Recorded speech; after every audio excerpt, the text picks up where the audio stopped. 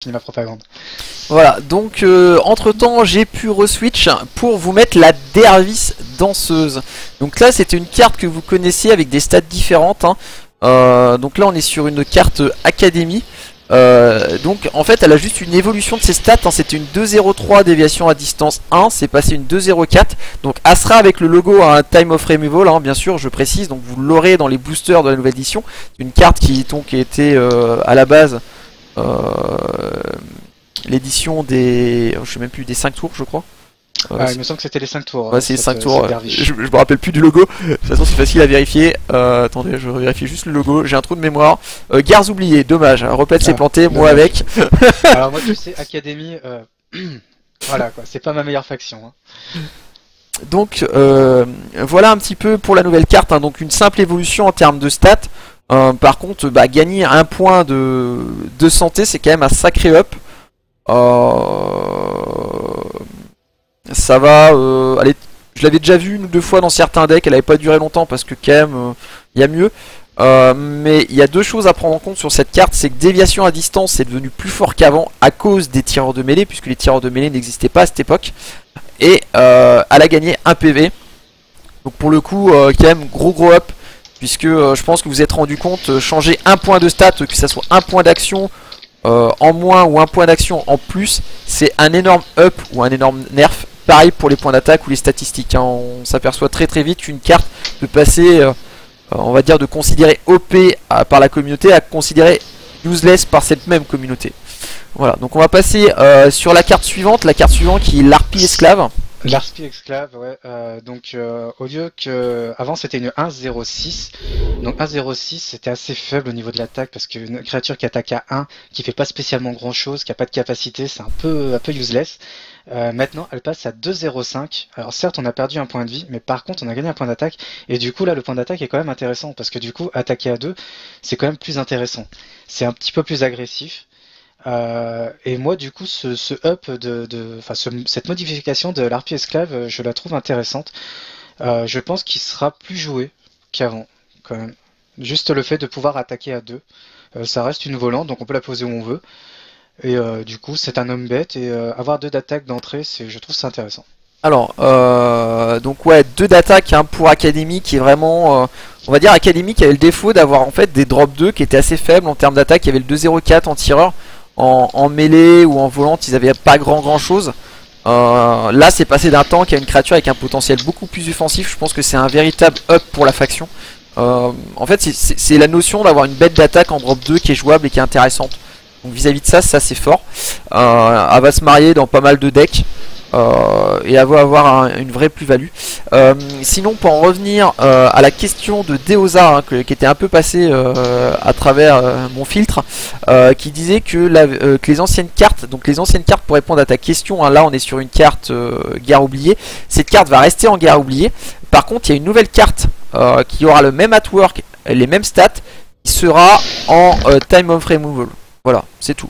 Par contre, c'est exactement les mêmes cartes. C'est comme le BS2 au moment de la réédition en fait. C'est juste que tu as la même carte avec un logo différent qui sera dans les boosters Time of Removal. Temps du renouveau, excusez-moi en français. Donc voilà un petit peu.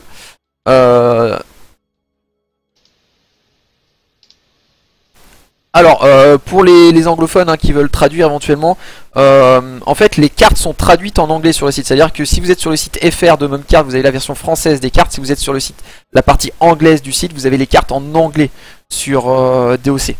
Voilà. Et à partir pour les cartes de Hex, parce qu'en fait on n'a pas eu les versions FR des cartes livrées pour l'instant. C'est tout, mais ils arriveront prochainement. Voilà, je vais donc passer à la carte suivante après cette formidable harpie. Alors là, qui est à la brute Minotaur. Alors là, c'est une carte que j'ai pas vue depuis des plombes. Ça, c'est la carte que quand la première fois que je l'ai vue, j'ai rigolé tellement qu'elle était à chier. Donc elle a eu son petit up. C'est donc passé en termes de prérequis. Elle a perdu un de prérequis en magie. C'est-à-dire qu'avant elle coûtait 2, elle vaut plus que 1 en magie. C'est toujours une 2-2-5, toujours onde de choc. 2 par contre, alors excusez-moi, ouais, je crois que c'était onde de choc 1 avant, hein. Donc elle est passée en onde de choc 2. Bah pour le coup, gros up. Bon, on va dire que c'est une carte injouable, pas jouée, tout nul. Voilà, hein. Ah bonjour, je suis réinjecté dans le standard, il y a des nouveaux magiciens qui font des kappas broken avec les hommes bêtes. Je viens, je tape l'incruste et j'ai un corps relativement solide, donc je donne une possibilité supplémentaire. Pourquoi pas, de toute façon, après dans vos cartes, il va falloir faire des choix, vous pourrez pas tout mettre, sinon vous avez 400 cartes dans votre deck. Donc, est-ce qu'elle sera plus jouée? Peut-être, sûrement. Est-ce qu'elle sera souvent jouée? Je ne pense pas. De toute façon, ça sera une synergie homme-bête, ça c'est sûr. Par contre, en termes de prérequis sur Academy, c'est des choses qui sont intéressantes. À voir pour l'avenir. Elle est très bonne, hein. Après, c'est des cartes qui en termes de stats sont très bonnes. La value point d'action, prérequis, corps est très très forte, je pense, parce que on est sur un drop 3 à la 2-2-5. Si on compare, pour moi l'élément de référence, hein, c'est l'olifant qui a 2 HP de plus. Par contre celle-là elle a une capacité en plus qui est pour le coup assez forte. Donc je pense que c'est des drops plus ou moins équivalents. Je pense que si on le compare, je donnerai la même value. À voir dans l'avenir ce que ça donne. Alors on va donc passer ensuite sur le Djinn Ventre-Sort. Alors le Djinn Ventre-Sort, pas grand chose à dire, hein, c'est juste un requis qui a été revu à la baisse. Au lieu d'avoir un prérequis de 3 de magie, ça passe à 2 de magie. Que dire de plus? Bah du coup ça va aider à la poser plus facilement sur le terrain. Est-ce que ça va être plus joué? Je ne pense pas. Ah voilà, ouais, et je me rappelais même plus de la toile de la carte. Je peux vous dire c'est une catastrophe. Hein. C'est pas une carte intéressante là, c'est un up qui va passer dans la différence totale, je pense. C'est une carte qui va rester oubliée, qui le restera, je pense. Bah, ouais. Je pense qu'il n'y a pas grand chose à dire sur cette carte. C'est... Ouais. Ouais, elle a perdu un prérequis du genre, bon, allez, je fais un drop 3 qui peut peut-être être joué si je joue Miranda. Ouais. Et sinon, vous me verrez pas. C'est un peu le résumé de cette carte, mais quand je vois les autres drops qui existent à l'heure actuelle... C'est ça, il y a mieux. Il y a mieux. Donc, voilà. Après, honnêtement... c'est toujours le même discours, c'est que vous pouvez pas tout jouer. Et il y aura toujours des cartes sur lesquelles vous avez donné plus de value que d'autres. Donc c'est une carte qui passe à la trappe, voilà. Après elle a un point fort, parmi tous ses points faibles par rapport aux autres, c'est qu'elle a immunité à la riposte. Ça pour le coup pour un Djinn c'est pas mal. Pour le coup pour un Djinn c'est pas mal, parce que si vous voulez faire des affiliations Djinn, parce qu'on arrive quand même sur des decks qui vont être assez tribaux, là ça vous apporte une plus-value au niveau des Djinn. Mais ça s'arrête là. Après, je suis pas plus emballé que ça sur la carte. Donc on va passer sur la carte suivante, hein, qui est le Flageonneur. Flagorner. Flagorner du vide. Ah. Flagorner du vide qui du coup a ses prérequis aussi qui sont revus à la baisse. Donc ça peut être aussi intéressant, ça va être plus facile à jouer pour cette carte. Pourquoi? Parce que du coup, au lieu d'avoir un prérequis de fortune de 3, ça passe à 1. Par contre, on demande un requis de force de plus à la place. Et elle coûte moins cher. Donc au lieu de 4, elle passe à 3. Donc une créature qui sera peut-être plus jouée aussi au niveau académie. Voir après dans les synergies si ça peut être vraiment intéressant de la jouer ou pas. C'est une carte assez spéciale quand même, le Flagorner du vide. C'est pas une carte qu'on voyait souvent. Là, je pense pareil, je pense pas qu'avec ses prérequis ça changerait quelque chose. Je sais pas ce que t'en penses. Bah, alors, il a une diminution du coût de la carte. Elle a des stats très très bonnes. Les prérequis en fait étaient un problème, je pense, sur la carte, elle ne l'est plus. Par contre, le problème c'est que c'était une carte jouée plutôt dans Meule. Enfin, jouable dans Meule. Meule en standard, ouais voilà quoi. Vous pouvez tenter de meuler à coup de trou de mémoire, mais bon, vous allez y passer un peu de temps, et je pense que vu la capa de votre carte, vous allez plus vite vous meuler que vous allez meuler l'adversaire. Donc je suis assez perplexe. C'est une très bonne carte, mais je pense qu'il y a besoin de d'autres cartes de meule en fait. Il y a besoin de rééditer éventuellement la 2-0-4 tireur de mêlée quand on arrive qu'à meule 2-3 quoi. S'il y a ça à côté, ok. Alors si vous voulez meuler à trou de mémoire, Voilà. Ou après partir sur un mass rage pour meuler. Avec d'ailleurs qui est en standard par contre pour le coup. Alors j'ai plus le nom de la carte, Reped, aide-moi. C'est une fortune, ça coûte je sais plus 2 ou 3. Alors là attention, ça sent que ça fait un mois et demi que j'ai plus joué à Doc. J'ai énormément joué cette carte, je veux jouer dans Rallia. C'est un peu l'énigme. Aidez-moi sur le chat. Qui dit que si une créature attaque, enfin si une créature adverse attaque une de vos créatures pendant ce tour, vous meulez l'adversaire de 3 cartes. Ah oui, je vais plus m'en souvenir du nom. Ah putain, c'était joué dans Mass Rage.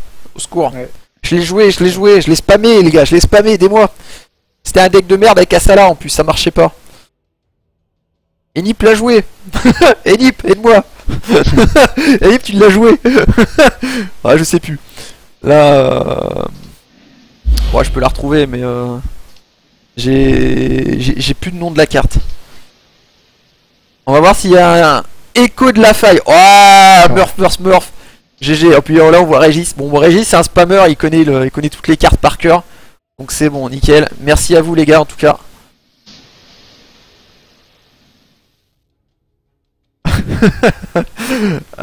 Donc on va passer sur la carte suivante qui est Jean Instable. Voilà, Jean Instable c'est quoi? C'est pas lui ça? Ah c'est lui. Jean Instable, le coût augmenté, les prérequis diminués, le pool de PV augmenté, le pool de PV de riposte augmenté, ajout de canalisation de la magie. Ouais, j'ai envie de dire voilà, enfin moi j'aimais, c'est plus la même carte en fait. C'est une nouvelle carte. Voilà, c'est une nouvelle carte. Moi j'aimais bien l'ancienne, j'avais joué l'ancienne à une époque avant le BS2, j'avais tenté de monter des decks avec, il y avait moyen de faire des trucs sympas avec Miranda. Augmenter son point d'action de 1 pour 1 d'attaque de plus. Voilà. Le côté positif c'est le canalisation de la magie. Clairement c'est une nouvelle carte.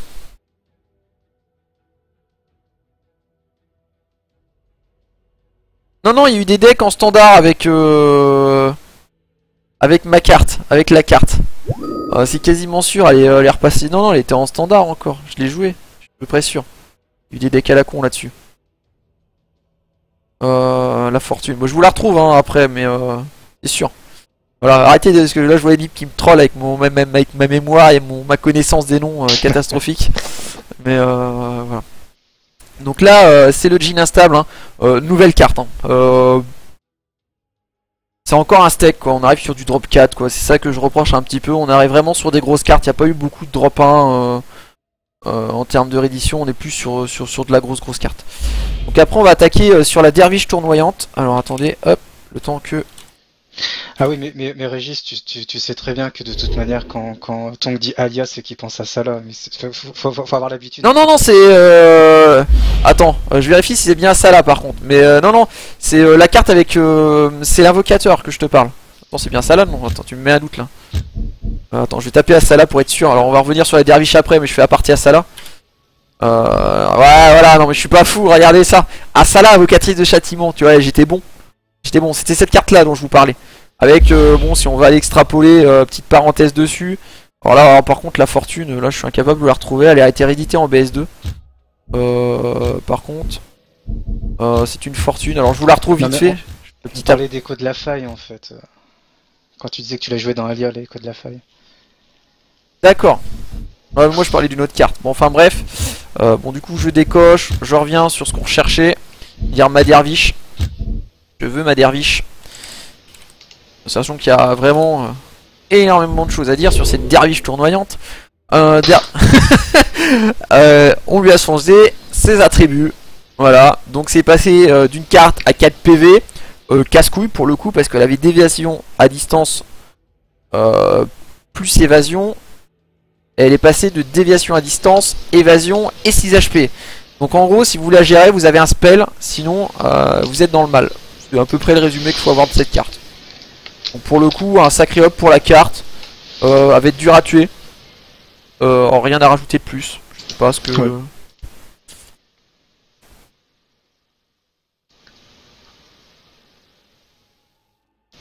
Oui, non, après ça c'est une carte, voilà, voir si ça va être joué. C'est pas des cartes qui étaient spécialement jouées.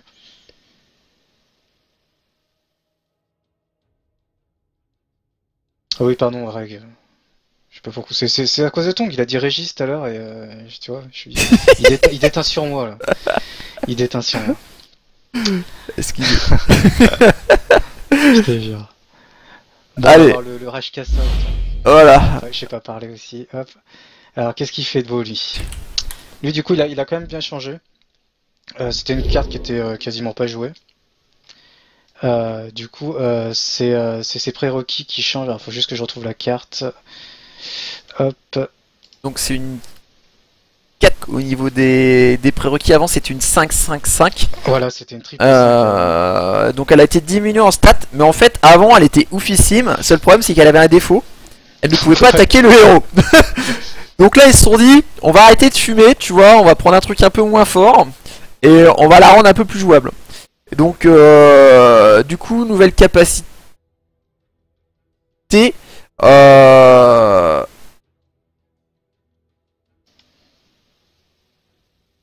qui a été rajoutée, qui dit qu'ils l'ont filé Switch et qui du coup elle ne peut toujours pas attaquer le héros, mais ce coup-ci elle peut servir à quelque chose sur le board, c'est-à-dire faire un trou dans le board. Voilà. Ouais. Donc là vis-à-vis de ça, un sacré up hein, parce qu'on lui a donné une capacité qui lui dit écoute t'as le droit d'être jouable. C'est à peu près l'idée. Et on arrive sur des bêtes avec vraiment un gros pool d'attaque.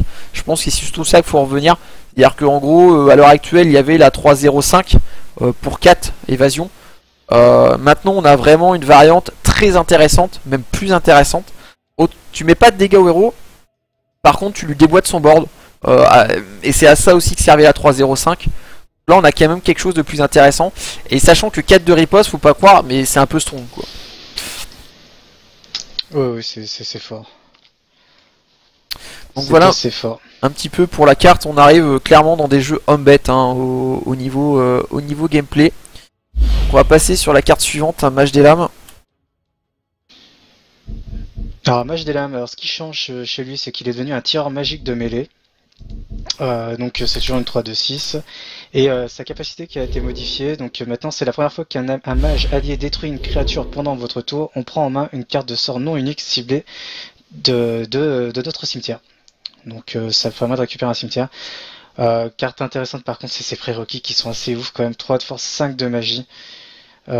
Voilà quoi, c'est dur à jouer aussi. C'est une carte qui est très dure à jouer dans les decks Academy. 5 de prérequis, 3 de 6. Alors dur non. Je suis pas forcément d'accord, je pense qu'elle est même plus facile que beaucoup de cartes. Par contre c'est une carte à Hakim, c'est-à-dire que vous jouez cercle des 9. Et bon après c'est parti quoi. Cercle des 9, le moteur de pioche qui tourne autour. Et puis à partir de ce moment là vous allez faire le café avec des nuées d'insectes, des récoltes d'âmes, des Alone in the Dark. Et en avant Guingamp, je te déboîte ton board quoi. Donc là pour le coup je suis pas d'accord parce que je pense vraiment que c'est une carte qui peut se marier. Tout à l'heure tout le monde disait c'est un peu la foire au gros thon, ils ont tous des stats de ouf. Et celle-là a dit que je rejoue mes sorts de mon cimetière et en l'occurrence je rejoue mes Alone in the Dark, je rejoue mes récoltes d'âmes et c'est une des solutions pour dire vous jouez 15 récoltes d'âmes dans votre partie. Voilà. Donc pour le coup la carte je la trouve bonne. Oh oui, j'ai pas dit qu'elle était mauvaise. Hein. Elle va être vraiment intéressante quoi. Faut la jouer avec cercle des 9. Enfin on la pose pas en montant ses prérequis normalement, je veux dire en fait. C'était surtout ça que je voulais dire par rapport à cette carte. C'est quand même assez spécifique. Tu vas pas la jouer dans Miranda par exemple. Ça va pas être la même. C'est un peu plus compliqué. Parce que dans Miranda, si tu veux jouer Rush, si. Bon, après, dans Miranda, tu peux la jouer parce que les 3 quarts du temps, dans Miranda, le truc c'est que tu joues Time Jump. Donc récupérer un Time Jump, c'est aussi la fête. Mais t'en as pas forcément besoin en fait. Oui, c'est surtout ça quoi. Mais bon, oui, après, c'est clairement après avoir. Je pense qu'elle sera déjà plus jouée qu'avant, ça c'est clair. À voir après si elle va rentrer dans des decks assez spécifiques, je pense. Donc on va passer sur la carte suivante qui est le guerrier Taoué. Alors je sais. Alors là pour le coup. C'est l'hippopotame. Oh mon dieu. Ah mon dieu. Ah, j'ai reconnu la twerk. Oui, oui, je connais. Je connais, j'ai jamais joué de ma vie. Je pense qu'en un an et demi de DOC, je l'ai jamais joué. C'est voilà, le gardien Taoré, guerre oubliée. Voilà, bon, ils lui ont filé balayage en plus. Bah, pour Voilà, le ils coup, vont filer le balayage et puis ils lui ont enlevé 1 de dégâts par rapport à sa capacité d'avant. C'est vrai que c'est mieux d'avoir un balayage. Après, est-ce que ça va être vraiment rentable ou pas? C'est une carte qui était très peu jouée quand même, celle-ci. On va voir si elle peut rentrer dans certains decks. Alors là, par contre, voilà, 5 de force. Par contre, un balayage à 4, c'est rigolo quand même. alors, ouais, alors petit aparté encore, bon, je me répète, mais le truc c'est qu'il n'était pas joué avant parce que il y avait des decks comme Keltor et Kragak. Puisque c'était des cartes qui datent du mois de novembre 2013. Maintenant, il n'y a plus ça, il n'y a plus de jeux aussi agressifs. Et en plus, les jeux agressifs ont été nerfés. Je peux vous dire qu'il y a des chances que. Enfin, c'est pas gagné qu'elle soit rejouée, mais ça fait partie. Ça fait partie de ces cartes qu'on va voir de plus en plus. C'est-à-dire qu'on va, à mon avis, voir beaucoup plus de T5 dans les decks par rapport à avant, au niveau des curves. Voilà. Ça va ressembler à qui a la plus grosse. C'est un petit peu ça, donc pourquoi pas. Parce que de toute façon, dans le jeu qui a la plus grosse, c'est celle qui a les plus gros dégâts d'attaque qui va gagner. Hein, donc c'est vraiment ça, quoi. Voilà un petit peu pour le guerrier Taoré. Alors la carte suivante qu'on va vous présenter, c'est donc le Djinn insatiable. Waouh, mon dieu. Là, je vois des cartes revenir. Je peux vous dire que je sais même pas comment c'est possible. Attends, en plus j'en ai parlé du Djinn insatiable.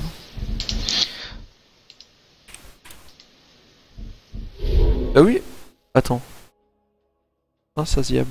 Instable. Non, c'est l'autre. Ah, d'accord, non, j'en ai pas parlé. Ah, c'est celui-ci. Ok.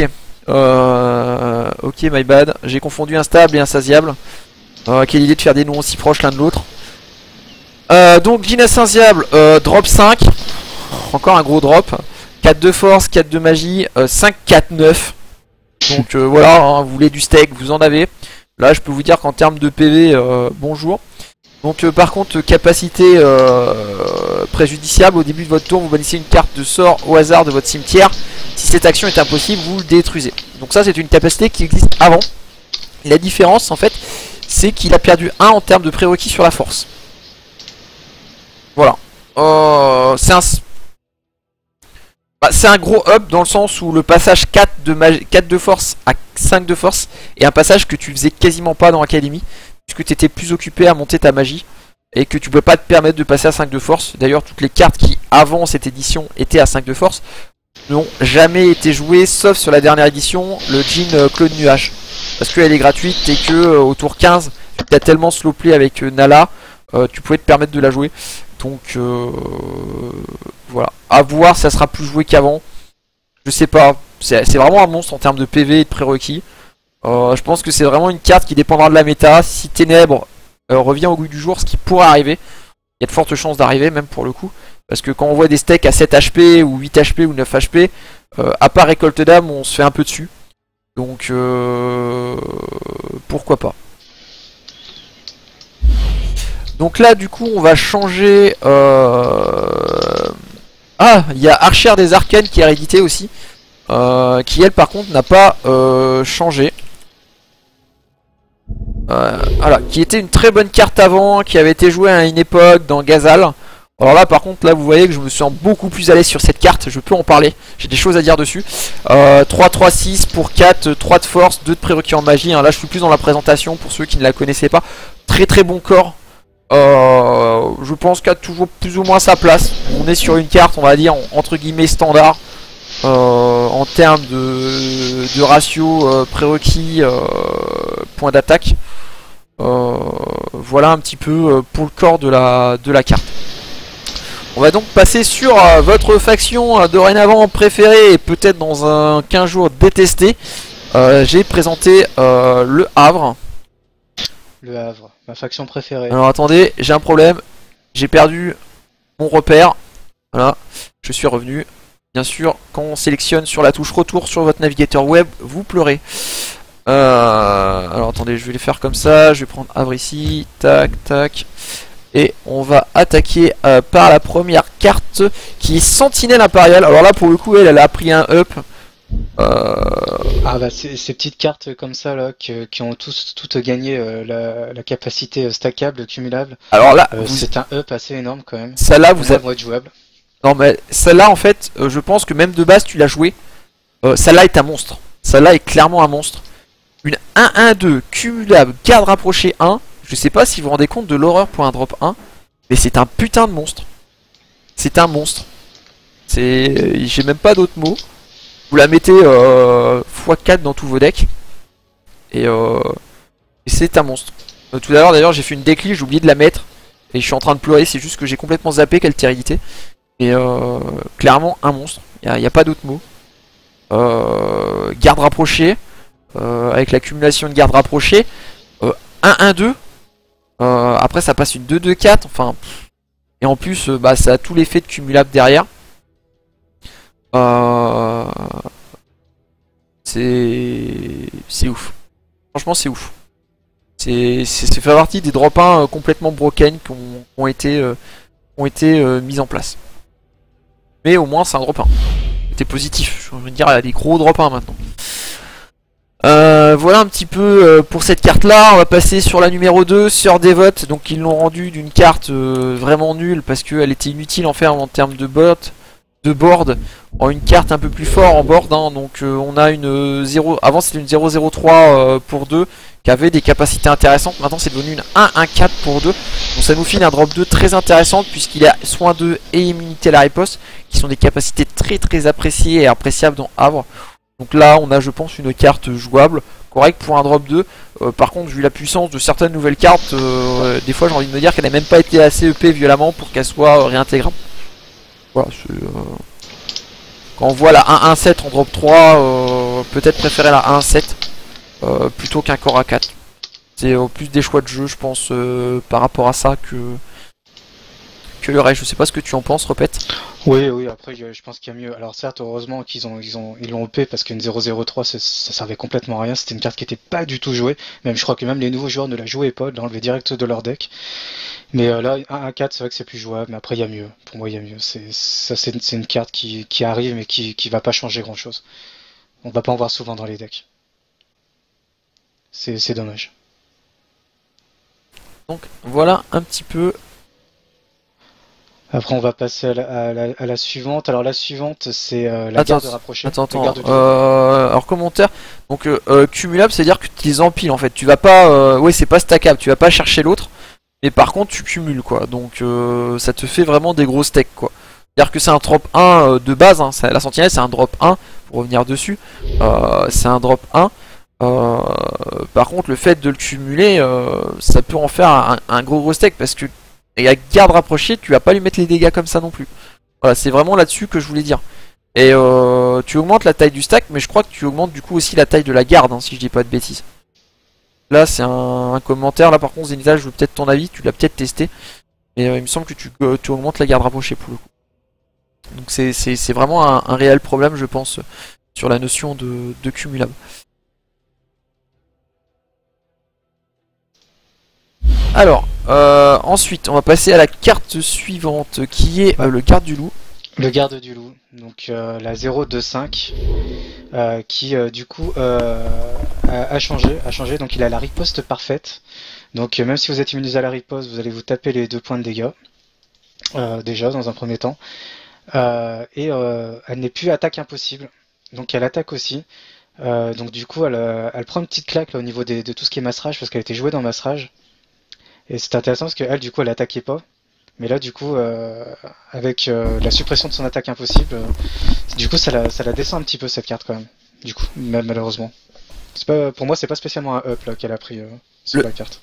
Ouais, bah le coup de riposte parfaite est quand même une capacité très strong. Donc ça à voir, c'est un changement de design entre guillemets, j'ai envie de dire. Moi j'aimais bien le fait qu'elle était en châtiment 0-3-5. Après c'était une carte qui était surtout jouée à l'époque dans Sandalok. Elle avait pas d'autres fonctionnalités. Là, peut en avoir un peu plus, hein, puisque maintenant ce n'est plus... Enfin... Alors moi avant je crois que c'était un mur. Il me semble que c'était un mur la garde du loup avant. C'est-à-dire un mur. C'était pas un mur garde du loup avant. En train de réfléchir à ça. Il me semble que c'était un mur garde du loup. Et c'est passé en fait en mêlée humain, soldat. Pour le coup. Et ouais, si, c'est ça. C'était un mur. Il avait un attaque impossible, c'est ce qui me semblait. Je suis pas fou. C'est ce que j'ai dit, ouais, c'est ce que j'ai dit. Et l'attaque impossible a été supprimée. Ouais, ouais l'attaque impossible. Et c'est pour ça que je dis que maintenant dans Mastrage elle est moins intéressante. Et pour moi, c'est une carte qui est plus un nerf, a été nerfée que EP en fait. C'est ce que je te dis. C'est un changement de design. C'est ce qui est arrivé au lurker, c'est ce qui est arrivé tout à l'heure quand je parlais du jean un sta quelque chose, enfin bref vous me comprenez, le drop qui a pris un de plus partout en bonus et qui en fait n'est plus du tout la même carte. On est clairement sur ce type de carte malheureusement.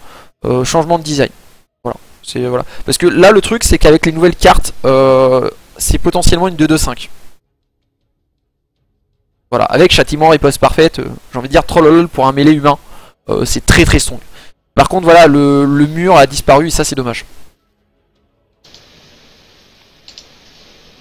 Alors, on va passer sur la carte suivante qui était Séraphin Guerrier.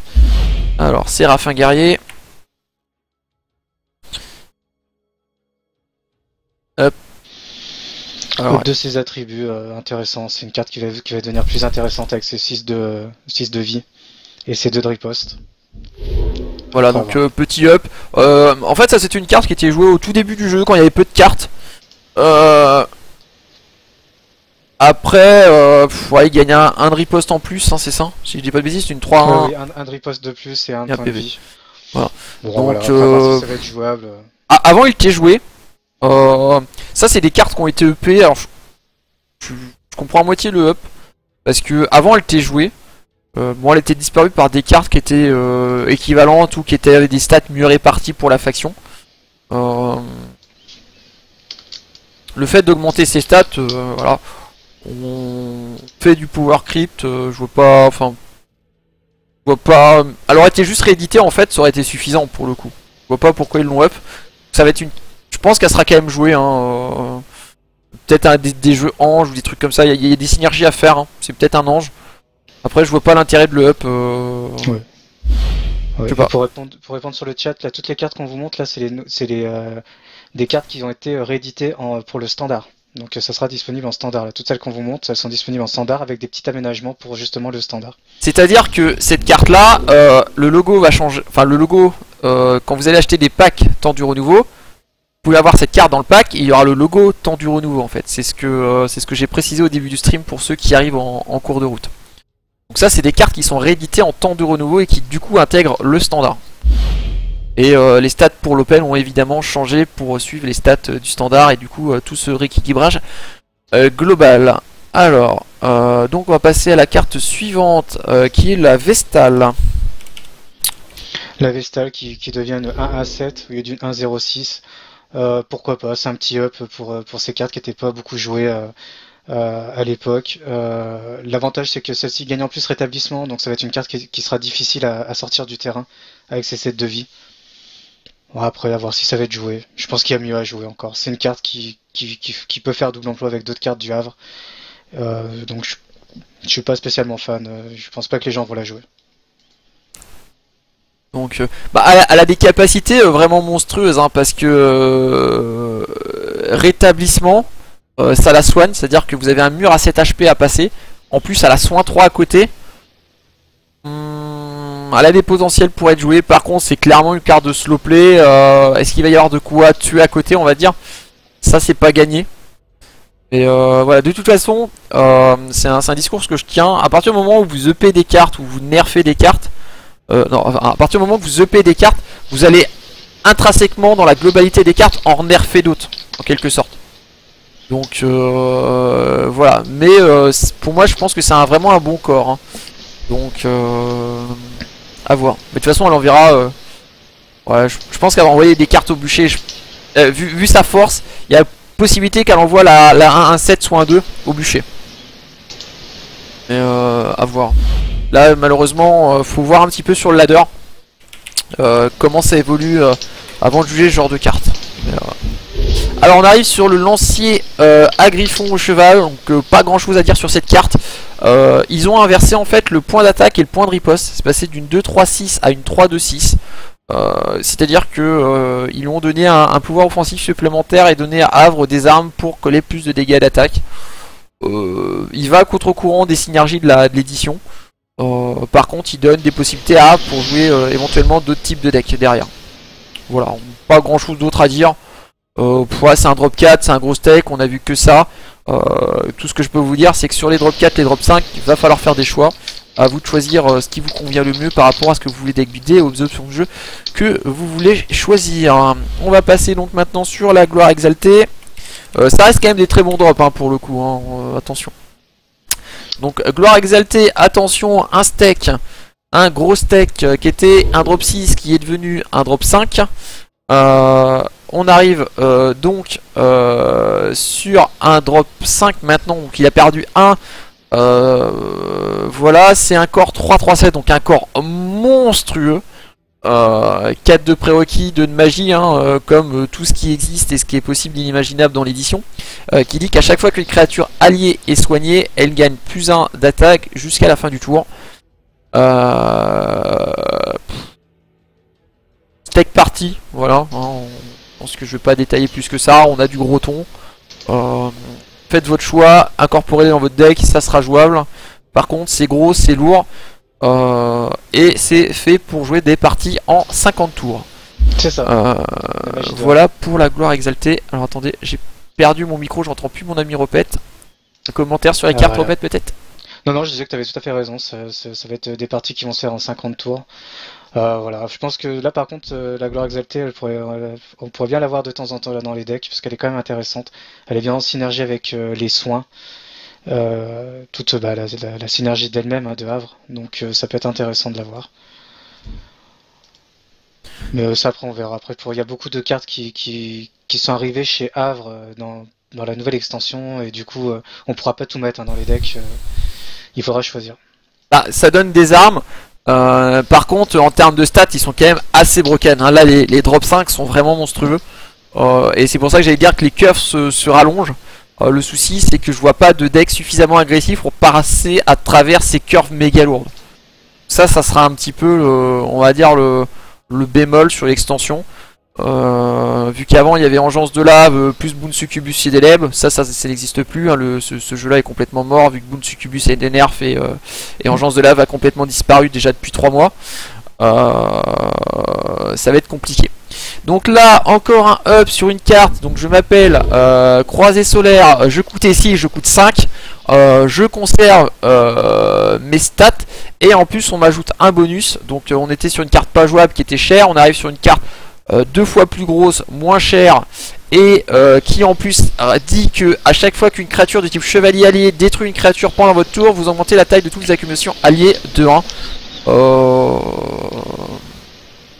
Vous allez jouer ça dans un deck accumulation. On arrive, voilà, on a encore des gros steaks. C'est voilà, je sais pas. J'ai toujours, c'est à peu près les mêmes arguments.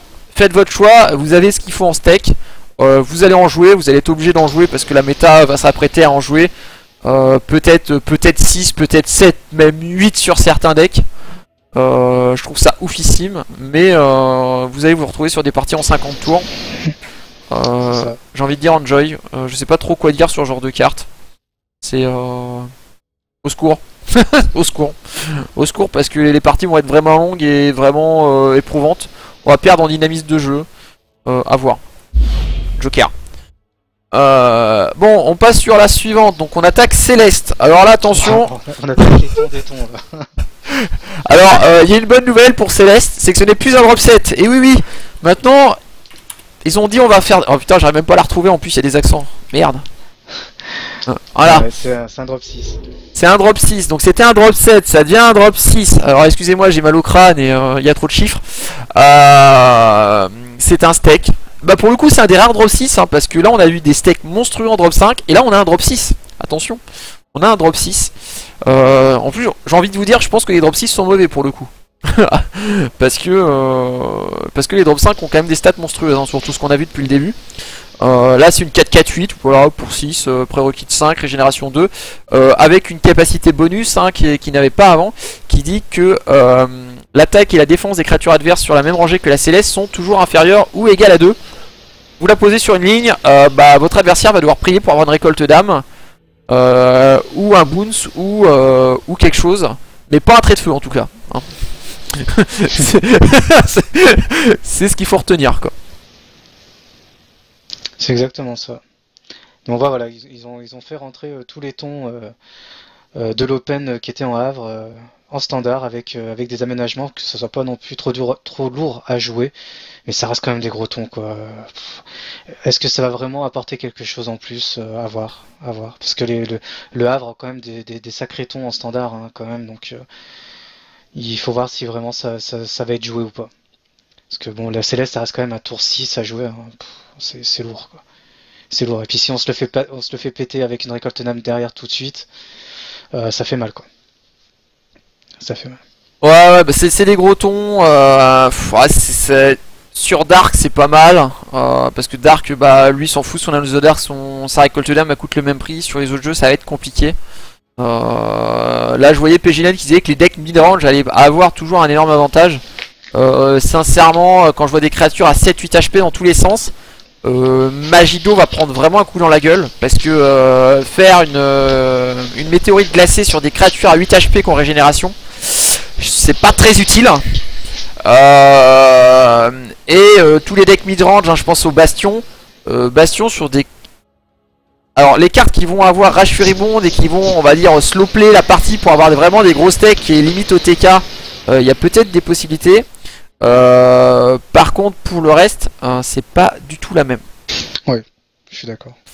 Après donc il y a eu des cartes qui n'ont pas été changées, on va passer rapidement. Ouais, je vais le Rudelrat. Je vais les une carte qui était quasiment pas jouée, qui ne sera sûrement pas jouée. On a le alors attends, je vais essayer de montrer à nos amis l'élu d'Elrat, sauf qu'il veut pas se montrer. Il me troll. Il veut pas que je marque élu. Pas le quai. Alors élu, bon, on va taper Elrat, on va voir si c'est lui plaît mieux.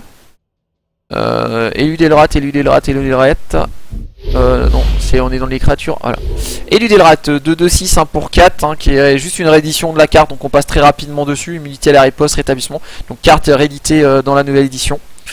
Voilà, rien à rajouter, c'est une bonne carte, mais sans plus. Ouais, c'est rien d'extraordinaire.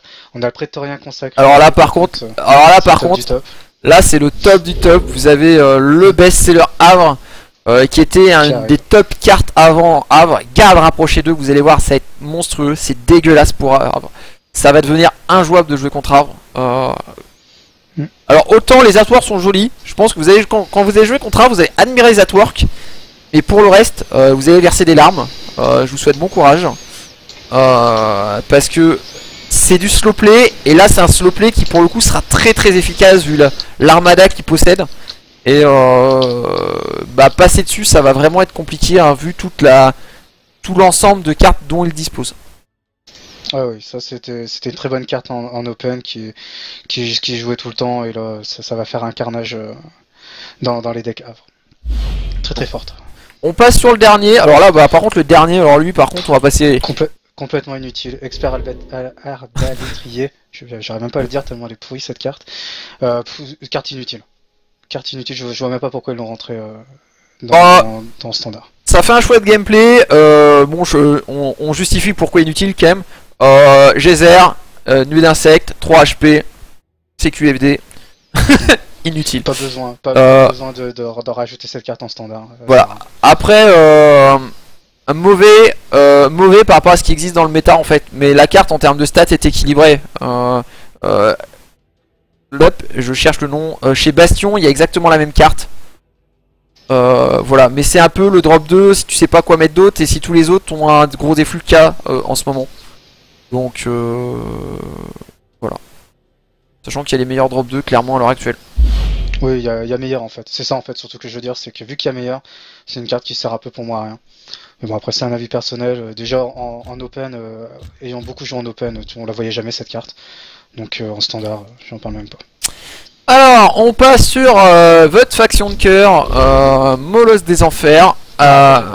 Ça, j'adore. Donc là, je pense que Ropet va vous décrire toutes les cartes de Inferno du début à la fin. Et on va commencer avec cette carte. Vas-y mon Ropet, déchaîne-toi. Non, alors le Molosse des Enfers, c'est une carte qui était clairement mais pas du tout jouée, mais du tout, qui servait franchement à rien. Et là, ils l'ont intégré au standard avec un up, avec le up du cumulable. Du coup, c'est rigolo.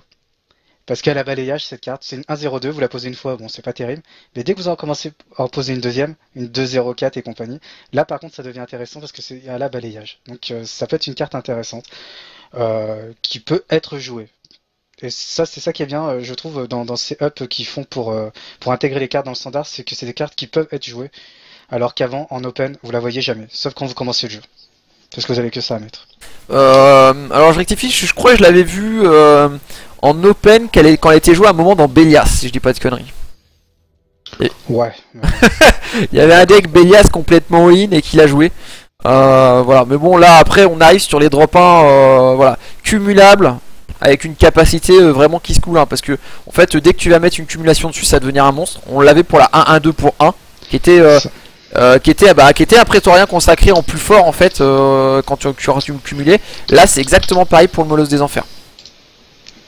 Oui, exactement. Donc là, on va dire, c'est un bon up pour ces cartes qui étaient clairement oubliées dans Duel of Champions. Ouais, donc alors... On va passer au prolifique reproducteur. Donc le prolifique reproducteur, pareil, c'était une carte qui était injouable, qui du coup devient jouable.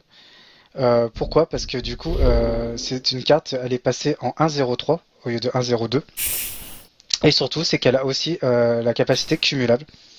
Et elle a gagné aussi une déflagration 1. Donc ça c'est quand même super intéressant par rapport en fait à la carte qui était avant, qui servait à rien clairement.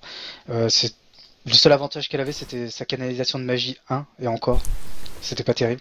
Alors que là du coup on peut l'accumuler et on a la déflagration. Donc du coup ça peut être intéressant. C'est pas la carte de l'année hein, évidemment, mais c'est monstrueux, ça devient jouable. C'est monstrueux avec vu que c'est un prolifique, quand on a vu les capacités de prolifique qu'il y avait, il y avait la possibilité de cumuler, de stacker. Moi je trouve ça vraiment très très strong comme carte. Ah oui. Bon le seul défaut c'est que 1 d'attaque sur un drop 2 chez Inferno c'est faible. Par contre il fait tellement le café autour parce que déflagration, cumulable, canisation de la magie. Voilà, on le verra dans les jeux prolifiques. Et en plus, faut penser que c'est une créature de feu. D'ailleurs, il était pas au départ. Ça, c'est pareil, ça a été rajouté. Ça n'a pas été dit, mais ça a été rajouté. Et créature de feu, bah, Kirill, la Lilim qui fait +1/+0, créature de feu de ténèbres. Kirill, bonjour, je joue plus vite et je peux te rusher encore plus fort. Ça peut apporter des solutions intéressantes. C'est plus par rapport à ça que je vois la carte. Et, bonne carte. Oui, c'est une bonne carte. Vous en avez 2 en main, vous avez plus de main avec Kirill. C'est le côté positif. Vous en avez 3 en main, c'est encore pire. Et voilà. On va passer à la suivante, le tourmenteur. Alors le tourmenteur qui change complètement, qui devient vraiment forte pour moi, parce que du coup ça passe en tir magique de mêlée au lieu de mêlée magique. Donc on pourra le mettre dans la ligne avant ou la ligne arrière. Et surtout les attributs, au lieu d'une 2-1-4, c'est devenu une 2-2-5. Donc là, pour une 2-2-5, c'est quand même plus intéressant. C'était une carte qui était clairement pas du tout jouée en open. Maintenant, je pense qu'avec la déflagration 2, en tireur, parce que du coup c'est toujours mieux d'avoir un tireur en déflagration, parce que sinon on tue sa créature s'il y a un mêlée devant, enfin vous voyez l'histoire. Donc là, si on l'impose en ligne arrière, ça peut être vraiment intéressant de jouer cette 2-2-5. Pour 3, je trouve que c'est pas mal. Alors répète, t'as fait un fail. C'est un tireur de mêlée, donc ça peut attaquer la ligne arrière de l'ennemi. Oui, c'est ce que j'ai dit. Non, t'as dit si tu la positionnes en ligne arrière. Oui, mais tu peux la poser en ligne arrière. Ouais, non, mais là je te parle d'attaquer la ligne arrière en fait. Ouais, non, mais je te adverse. Et là, ça devient vraiment monstrueux parce que là, ça peut se goupiller dans tous les sens. Et en plus, ils ont renforcé les stats. Donc là, je vous présente un nouveau drop 3 chez Inferno qui sera très très joué. C'est affilié feu. Ça va dans des decks Kirill. Parce que moi, je vois surtout Kirill par rapport à l'affiliation magie de feu. C'est-à-dire des decks qui tournent essentiellement avec des créatures feu. On va remplacer Saccageur limite. C'est même sûr, ça va remplacer Saccageur en termes de drop 3 chez Kirill, potentiellement. Ah oui, chez Kirill, oui. Oui. Chez Kirill, ça c'est une créature qui est très forte. Le tourmenteur est devenu très très fort. Là, le up est vraiment très fort. Ouais, il est vraiment strong, hein. 2-2-5 plus déflagration 2, voilà. Mais après, on est dans la norme de ce qu'il y a dans d'autres factions. Tout à l'heure, on avait vu une 2-2-5 pour 3 côté. Je sais plus si c'est Académie ou Sanctuaire. Non, déflagration concentrée, c'est quoi? C'est Sanctuaire. C'est Sanctuaire, on avait exactement la même carte chez Sanctuaire. Voilà, sauf qu'elle avait déflagration concentrée au lieu de déflagration. Voilà. Donc on reste quand même dans la même synergie, hein, donc on va éviter de crier Inferno OP. Voilà. Alors. La suivante, l'Effrit de Dévoreur d'âme. Alors moi, je vais vous dire clairement, c'est une carte que je ne jouais pas en open. Là, son coup, du coup, c'est au lieu de 4, c'est passé à 3. Donc c'est un tour 3. C'est une 2-2-5. Par contre, après, sa capacité est pas ouf non plus. Pour chaque pile de 5 cartes dans votre cimetière, il gagne explosion de feu. Voilà, c'est une carte peut-être pour tempo, mais il y a mieux pour un tour 3. Je trouve que c'est pas super. Il est pas super. Bah, ça rajoute une créature de feu, ça donne des possibilités dans Kirill, mais il en a tellement maintenant qu'il en a plus besoin. Voilà le résumé de la carte. Après, c'est une volante. C'est limite le seul avantage, c'est-à-dire que vous avez la seule carte qui ne meurt pas chez Inferno contre vague de gel. Vous résistez avec de gel. Ça pour le coup, c'est pas mal parce que Inferno et KM, tout le monde a crié pendant des mois que c'était OP. Je peux vous dire qu'Inferno c'est le seul deck qui a Instalus contre vague de gel. Donc là pour le coup, l'Effrit de Dévoreur d'âme amène une solution pour dire écoutez, j'ai au moins une solution dans mon deck pour résister à vague de gel. Donc c'est une méta très vague de gel qui s'installe, ce que je doute parce que le problème de vague de gel c'est que ça colle que 4. Quand on a des créatures à 8 HP c'est un problème. Voilà, mais s'il y a une méta vague de gel, c'est une des rares cartes en Inferno qui peut résister. Voilà, c'est un petit peu le côté positif de la carte. Après par contre en stats c'est très très peu par rapport à ce qui existe déjà à côté. C'est surtout ça. Ouais. Mais bon. Après là on va passer à la suivante que j'aime bien, que je jouais de temps en temps en open, c'est le Frelon des Abîmes. Très très bonne carte, enfin très bonne carte, on va pas non plus abuser, mais elle a la capacité d'ubiquité. Et ça c'est pas mal. Donc c'est un tour 4 et c'est une 3 de 5. Et alors qu'avant c'était une 3 de 4. Donc un petit up de cette carte, à voir si elle va être jouée. Elle passe en ténèbres aussi, c'est une école magie des ténèbres.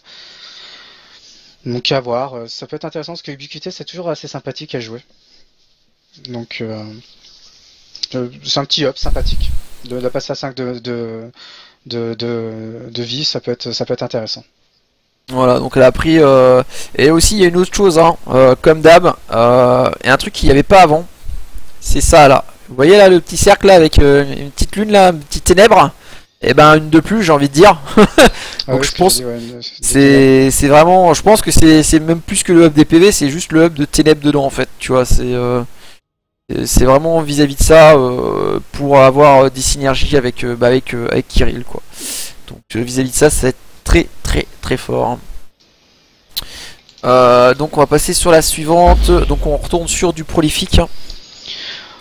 Ouais, on retombe sur du prolifique. C'est le gros prolifique qui était rarement joué. Le prolifique gravide. Alors celui-ci, il y a des choses qui ont changé, notamment par rapport à sa vie. Il est passé à 6 de vie. C'était avant, c'était une 2-0-5. Maintenant, c'est une 2-1-6. Donc toujours intéressant d'avoir un riposte, surtout pour un tireur quand même. Donc sa capacité, il avait une capacité, il avait canalisation de magie qui a complètement disparu pour ce prolifique.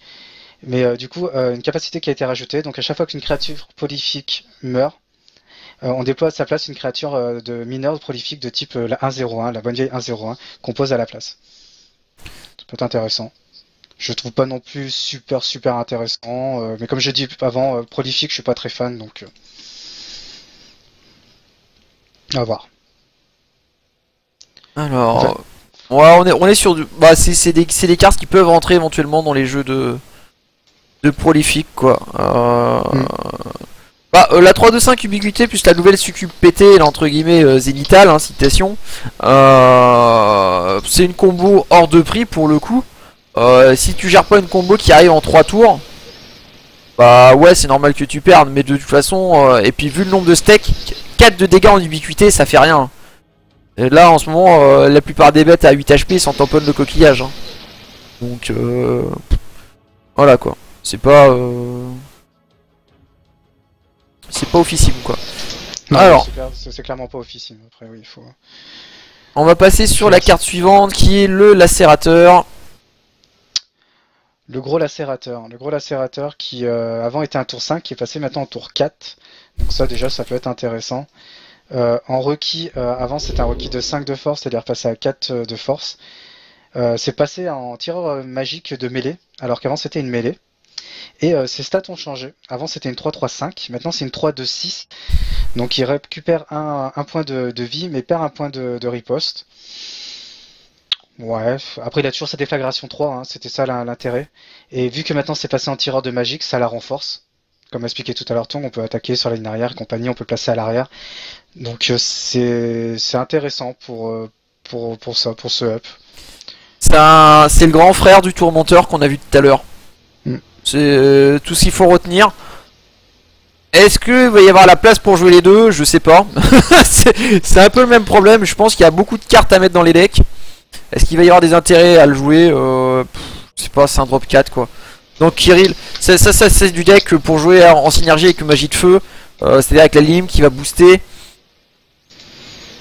On en a peut-être pas besoin en fait. C'est ça le truc quoi. Donc de toute façon, vous pouvez pas jouer 3000 cartes hein, dans vos decks, hein, c'est juste pas possible.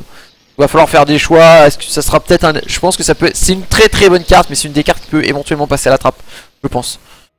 Donc voilà. On va ensuite passer sur le serviteur du démon. Alors le serviteur du démon qu'on passera rapidement parce qu'il n'y a pas grand chose qui change chez lui.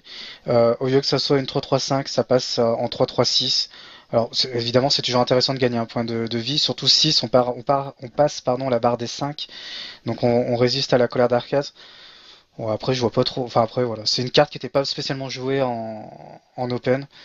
Maintenant qu'elle a 6 de vie, bref, je pense pas, en tour 4, c'est un common à tour 4, je pense qu'il y a mieux. J'ai joué quand j'ai commencé dans mon premier deck Zorn, parce que j'étais pauvre à ce moment-là, que il me fallait des cartes, mais c'est de la merde. Oui. La contrainte autour est vraiment trop compliquée, hein. En fait, avoir une créature alliée adjacente pour ne pas... pour pouvoir attaquer, c'est un gros handicap, parce qu'en fait, vous mettez à portée de geyser à une météorite glacée, et c'était vraiment un trop gros handicap, et le handicap changera pas par rapport à ça. Ouais, non, ce sera, je pense, voilà, c'est une carte une carte de plus qui est dans le standard, mais qui va pas servir à grand chose. Il y a mieux. Oui, y a mieux. En fait, à chaque fois, c'est ça, c'est que pour l'instant, il y a mieux en fait en tour 4, enfin faux tour 4. Là, il y a trop de contraintes pour ce genre de créatures, donc non, pour moi, c'est pas intéressant. Et on va passer tout de suite à la prochaine, la sorcière du chaos. Alors la sorcière du chaos qui est un gros ton, on va dire, à l'époque c'était le gros ton en open chez Inferno, qui était pas beaucoup joué quand même, parce que c'était un tour 6. Donc un tour 6 c'était assez violent, donc là c'est passé en tour 5. Ses prérequis du coup ont baissé, il faut 4 de force et 2 de magie, et elle a gagné en points de vie. Elle a gagné un point de vie, au lieu que ça soit une 4 de 6, elle est passée en 4 de 7. Et donc elle garde sa déflagration 3, ça reste toujours assez fort. Alors je me souviens, il y en a qui le jouent des fois dans un Garand Gate. Alors je sais pas pourquoi, il y a quand même autre chose à mettre, mais ça peut être intéressant. Là son 7 de vie, voilà, ça rajoute un ton. Et je pense que vu qu'il y a beaucoup de créatures en 7 points de vie, 8 points de vie, ils se sont dit bah on va mettre celle-ci aussi en 7 points de vie, parce que sinon on sera pas crédible dans les tours 5. Tout simplement. À peu près ça, après c'est une carte de feu, mais... Le problème c'est que même si c'est une carte de feu, en fait elle coûte tellement cher à poser quoi, qu'elle va plus sur la synergie d'un Kirill. Du coup elle perd un peu de value. C'est un steak. C'est au rang des steaks. La carte est bonne, elle a des bonnes stats. Elle avait même des bonnes stats de base. En drop 6 tu l'as joué parce que sa capa faisait le café. Et qui a metté vraiment des steaks parce que tu avais 4 d'attaque. Là en drop 5 ça sera la même, mais c'est un des 70 steaks du jeu maintenant, donc c'est ça. Mais voilà, après pareil, ça c'est pas une carte qui sera jouée clairement. Pour ça on va passer à la suivante. Alors la suivante qui est rigolote, le saccageur des flammes des enfers. Déjà il a un nom qui déchire sa race. Mais sinon à part ça, bon, c'est une 7-3-3. C'est le Ah, mais gros tour 5. ah, c'est lui. Ouais, c'est lui. Alors, il était clairement pas joué du tout en open. Parce que il avait des stats qui étaient pourris. Tout simplement parce que 3 de vie, quoi. Pour un tour 5, 3 de vie, c'était un peu fou. Par contre, maintenant, l'avantage, c'est qu'il a gagné explosion de feu 4 au lieu de 2. Alors là, par contre, c'est plus la même. Parce que l'explosion de feu, c'est assez violent quand même. Parce que bon, ça affiche 4 points de dégâts hein, sur toutes les créatures qui sont situées sur la même rangée quand il meurt. Donc là, on va dire, ça devient un anti-bet. Et surtout qu'il a gagné la capacité crush répercussion qu'on appelle dans X. Donc en fait, il attaque à 7 points d'attaque. Et si par exemple c'est une 2 qui est devant, ça inflige sur le héros derrière. Donc ça peut être assez puissant. Parce que ça inflige du coup, ça peut tuer une créature, plus ça attaque le héros. Donc c'est assez fort. Effectivement. Mais bon, voilà, faut la jouer quand même, faut savoir la jouer cette carte. Parce que le 3 de vie, il faut se dire soit je la joue en anti-bet, ou alors je tente un peu le coup, si elle reste un tour, ça peut passer. Tu joues à Bouffi des Flammes des Enfers pour 5. Voilà. Ça fait cher le Bouffi quand même. C'est assez compliqué, mais ça va être clairement une carte qui sera pas jouée. Hein. Voilà, elle est jolie, elle est bien. Voilà, piétinement à magique Nao Brace. Mais bon, c'est pas officiel. Hein. Ils l'ont amélioré, heureusement. Mais de toute façon, c'est pareil, il y a mieux en drop 5 quoi. Par contre, voilà, après dans un jeu avec explosion de feu, ça peut être marrant, mais bon, voilà, je pense vraiment qu'on est dans le stade de la carte marrante plus que de la carte très compétitive quoi. Oui, voilà, c'est des cartes là qu'on voit là que ouais, sur le papier c'est bien parce qu'ils les ont EP, on se dit ah bah ouais, bah c'est mieux quand même qu'avant. Ouais, super, c'est mieux, mais en fait, est-ce que ça va être réellement joué? Est-ce que vous allez vraiment le mettre dans votre deck? Franchement, non. Voilà, c'est le genre de cartes que tu peux choper plus tard en draft, tu vois, c'est ce genre de choses là plus, mais à part ça, voilà, pour le reste, c'est vraiment pas terrible. Là, on va passer sur la suivante, hein, qui est l'exécuteur d'Urkraj, donc je suis déjà dessus, j'ai de la chance. Ouais. C'est pour 5, une 4-5-7. Avant, c'était pour 5, une 4-5-6. Elle a conservé les mêmes capas qu'avant, c'est-à-dire balayage et berserk. C'est-à-dire qu'elle est sur la ligne, elle tape automatiquement, elle se pose pas de questions. Ouais, tu la joues quand t'as 700 d'élo et que le jeu était lent. Exactement. Voilà, donc là, je pense que le même tarif hein, elle restera toujours dans cette optique-là. À haut level, elle sera facilement gérable ou contrable. Il y aura des solutions. Oui.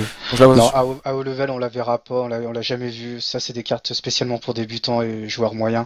Quand on débute le jeu et quand on est au milieu du jeu, on est content d'avoir un gros deck parce quand on commence le jeu, on galère un peu à gérer ce genre de bestiole. Mais sinon, pour les joueurs habitués, que ce soit en open ou en standard, ça c'était pas joué. Ça sera pas joué en standard.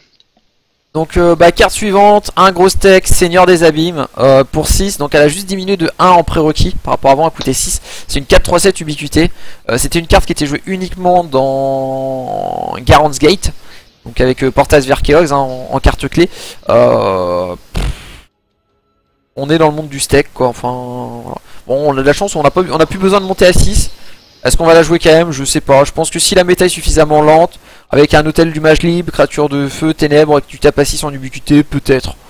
Sinon, non. Enfin, voilà, je pense qu'il y a mieux. Rien que l'autre tout à l'heure qu'on a montré, la ténèbre qui coûte 4 est largement meilleure puisqu'elle attaque pour la même chose. Donc voilà, moi je préfère la carte à 4 qui attaque en ubiquité hein, que ça. Ça c'est clair et net. À voir, mais j'y crois pas trop à cette carte. Pour le coup, voilà. On va donc passer maintenant sur la faction Nécropole. Les nécros. Qu'est-ce qu'ils ont eu de beau les nécros? Les nécros ils ont eu plein de choses aussi, donc on va commencer par le commencement, c'est-à-dire le lancier squelette. Mon dieu, alors ça c'est la carte quand vous commencez, vous l'avez dans votre deck, vous la virez tout de suite, c'était la première carte à virer, et ben maintenant vous allez la rejouer. Voilà, là on retrouve pour quasiment toutes les factions les cartes, les tours 1 qui étaient injouables, qui du coup sont devenues entre guillemets jouables parce qu'ils ont rajouté la capacité cumulable. Voilà, il y en a plus, il y en a deux là chez Nécropole qui ont gagné ça et qui du coup deviennent, on va dire, jouables par rapport à la capacité cumulable. Donc il y a le lancier de squelette et tu peux passer directement aussi à l'autre, squelette pestilentiel. C'est à peu près le même principe. Du coup, vu qu'ils sont cumulables, ils sont devenus jouables. Alors pour Sonoja, pour répondre à ta remarque, en fait comme j'ai déjà dit on est sur le serveur VIP. En fait les cartes après apparaîtront avec le filtre temps du renouveau ici. Et ça vous mettra toutes les cartes du temps du renouveau quand vous aurez les nouvelles versions. Par contre sur le VIP, ce truc là, on a que les nouvelles cartes, et les cartes qui ont été reditées et retravaillées, ils n'ont pas été rajoutées à temps du renouveau, c'est pour ça que je suis obligé de les chercher manuellement. Par contre elles font effectivement partie du standard. Mais le problème c'est que le standard il y a 750 cartes je crois à peu près, c'est un peu le bordel, donc je suis obligé d'utiliser le moteur de recherche dans tous les cas. Voilà, on va passer du coup au squelette pestilentiel vite fait. Ouais, tu peux passer rapidement juste pour montrer la carte. Voilà, pour dire que voilà, c'est avec la fonction cumulable, on est sur quelque chose de jouable, alors qu'avant c'était clairement pas jouable, sauf pour les joueurs qui commençaient le jeu. Mais sinon. Si, je l'avais vu dans un deck marrant qui était un jeu poison à une époque, parce qu'elle avait son côté poison, et bah là pour le coup, du coup, elle est encore renforcée.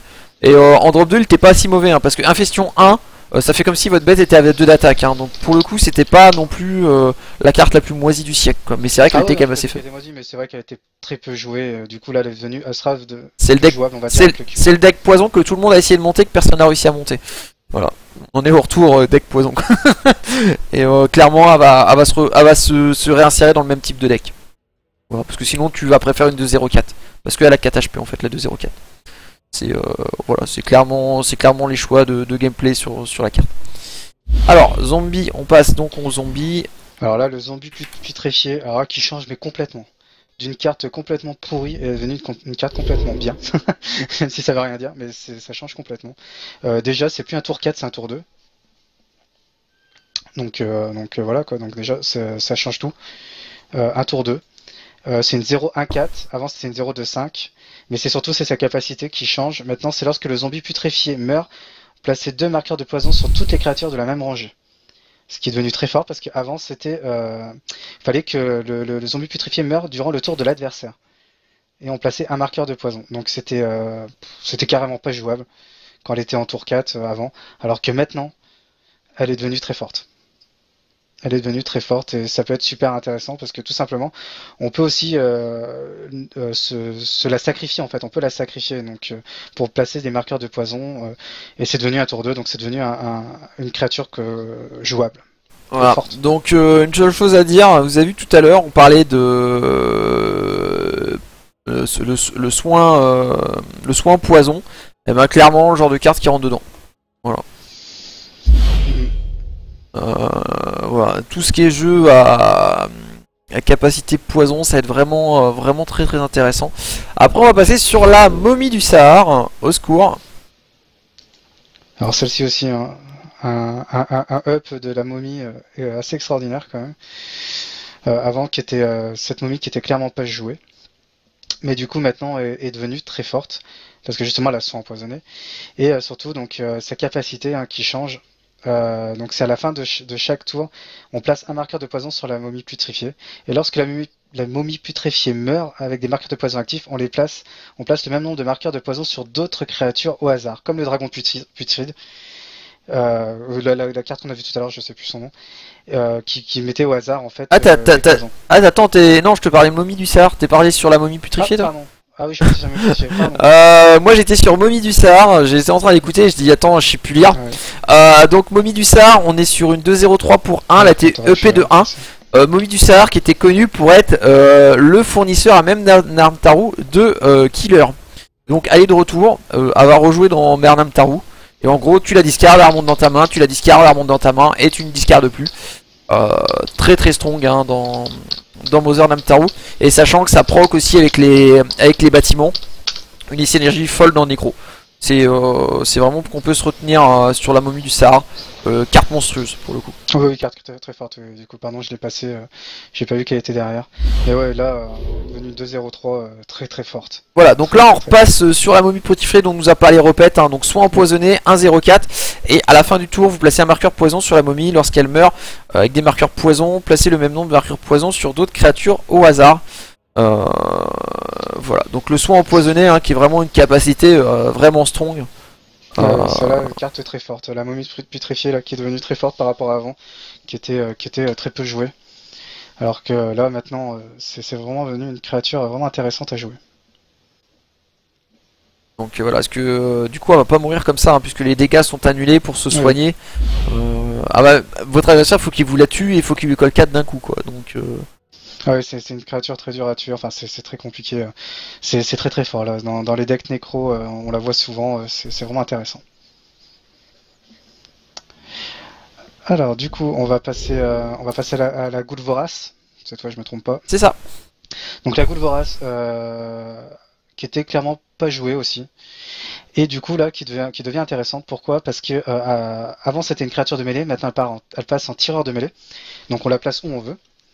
Au lieu que ça soit une 2-1-4, ça prend un point de vie de plus, donc une 2-1-5, donc encore mieux. Et en plus, elle gagne infection 1. Et en plus, au lieu d'avoir régénération 1, non, elle passe régénération 1 au lieu de régénération 2. Mais par contre, ce qui devient très fort, c'est l'ajout de l'infection 1 et du point de vie. C'est vraiment une créature maintenant qui est devenue très forte. Et le retour du poison, hein, clairement, hein, là on voit que toutes les cartes poison chez Necro.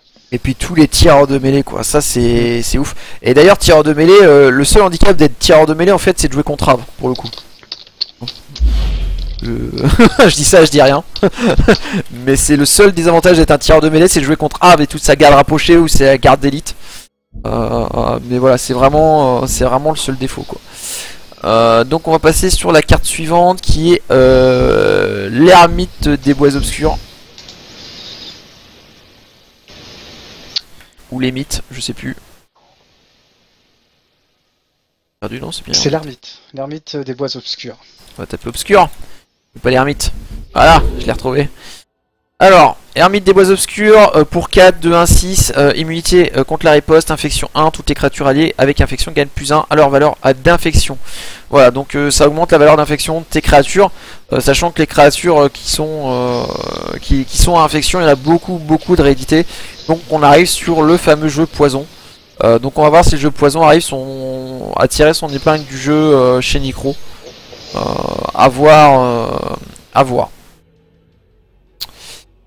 Et donc on va passer maintenant sur la dernière carte qui est le gros très gros steak de chez Necro. J'ai nommé le dragon fantôme. Alors le dragon fantôme était joué avant. On avait une 5-3-7 pour 8 et qui coûtait 6-1. Qu'on jouait plus, qu'on arrivait en fait à réanimer. Là maintenant c'est passé une 5-3-7 pour 7. Toujours incorporelle, toujours drain de vie. Quand elle est sur la table, elle est très dure à tuer du fait de l'incorpo. Après, c'est une carte qui a naturellement perdu de la value parce qu'elle était très forte contre Bastion. Faut savoir que Bastion a des créatures magiques maintenant. Donc pour le coup, on a perdu en value là-dessus et la carte est devenue un petit peu plus faible. Mais ça reste méga compliqué à tuer, hein, pour un méga compliqué à tuer. Donc, oui. Voilà. Après, je sais pas, de là à dire qu'elle soit bonne, je pense pas. Honnêtement, je pense pas parce que toutes les factions ont quand même beaucoup de créatures magiques maintenant, pour le coup. C'est la capacité incorporelle qui a perdu de la value au fil des extensions plus que le reste, quoi. Et la prédominance des sorts sous dominance des fortunes qui fait que pour moi la carte est moins bonne qu'avant. Ouais.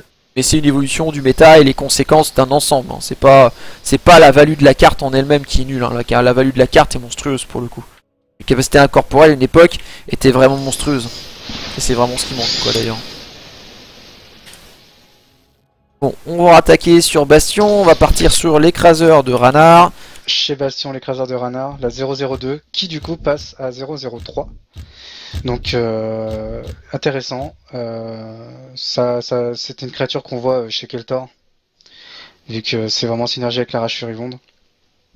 Il évite le trait de feu comme ça. Voilà, on a un drop 1 qui prend plus le trait de feu. Bon, trait de feu était très fort dans la méta précédente.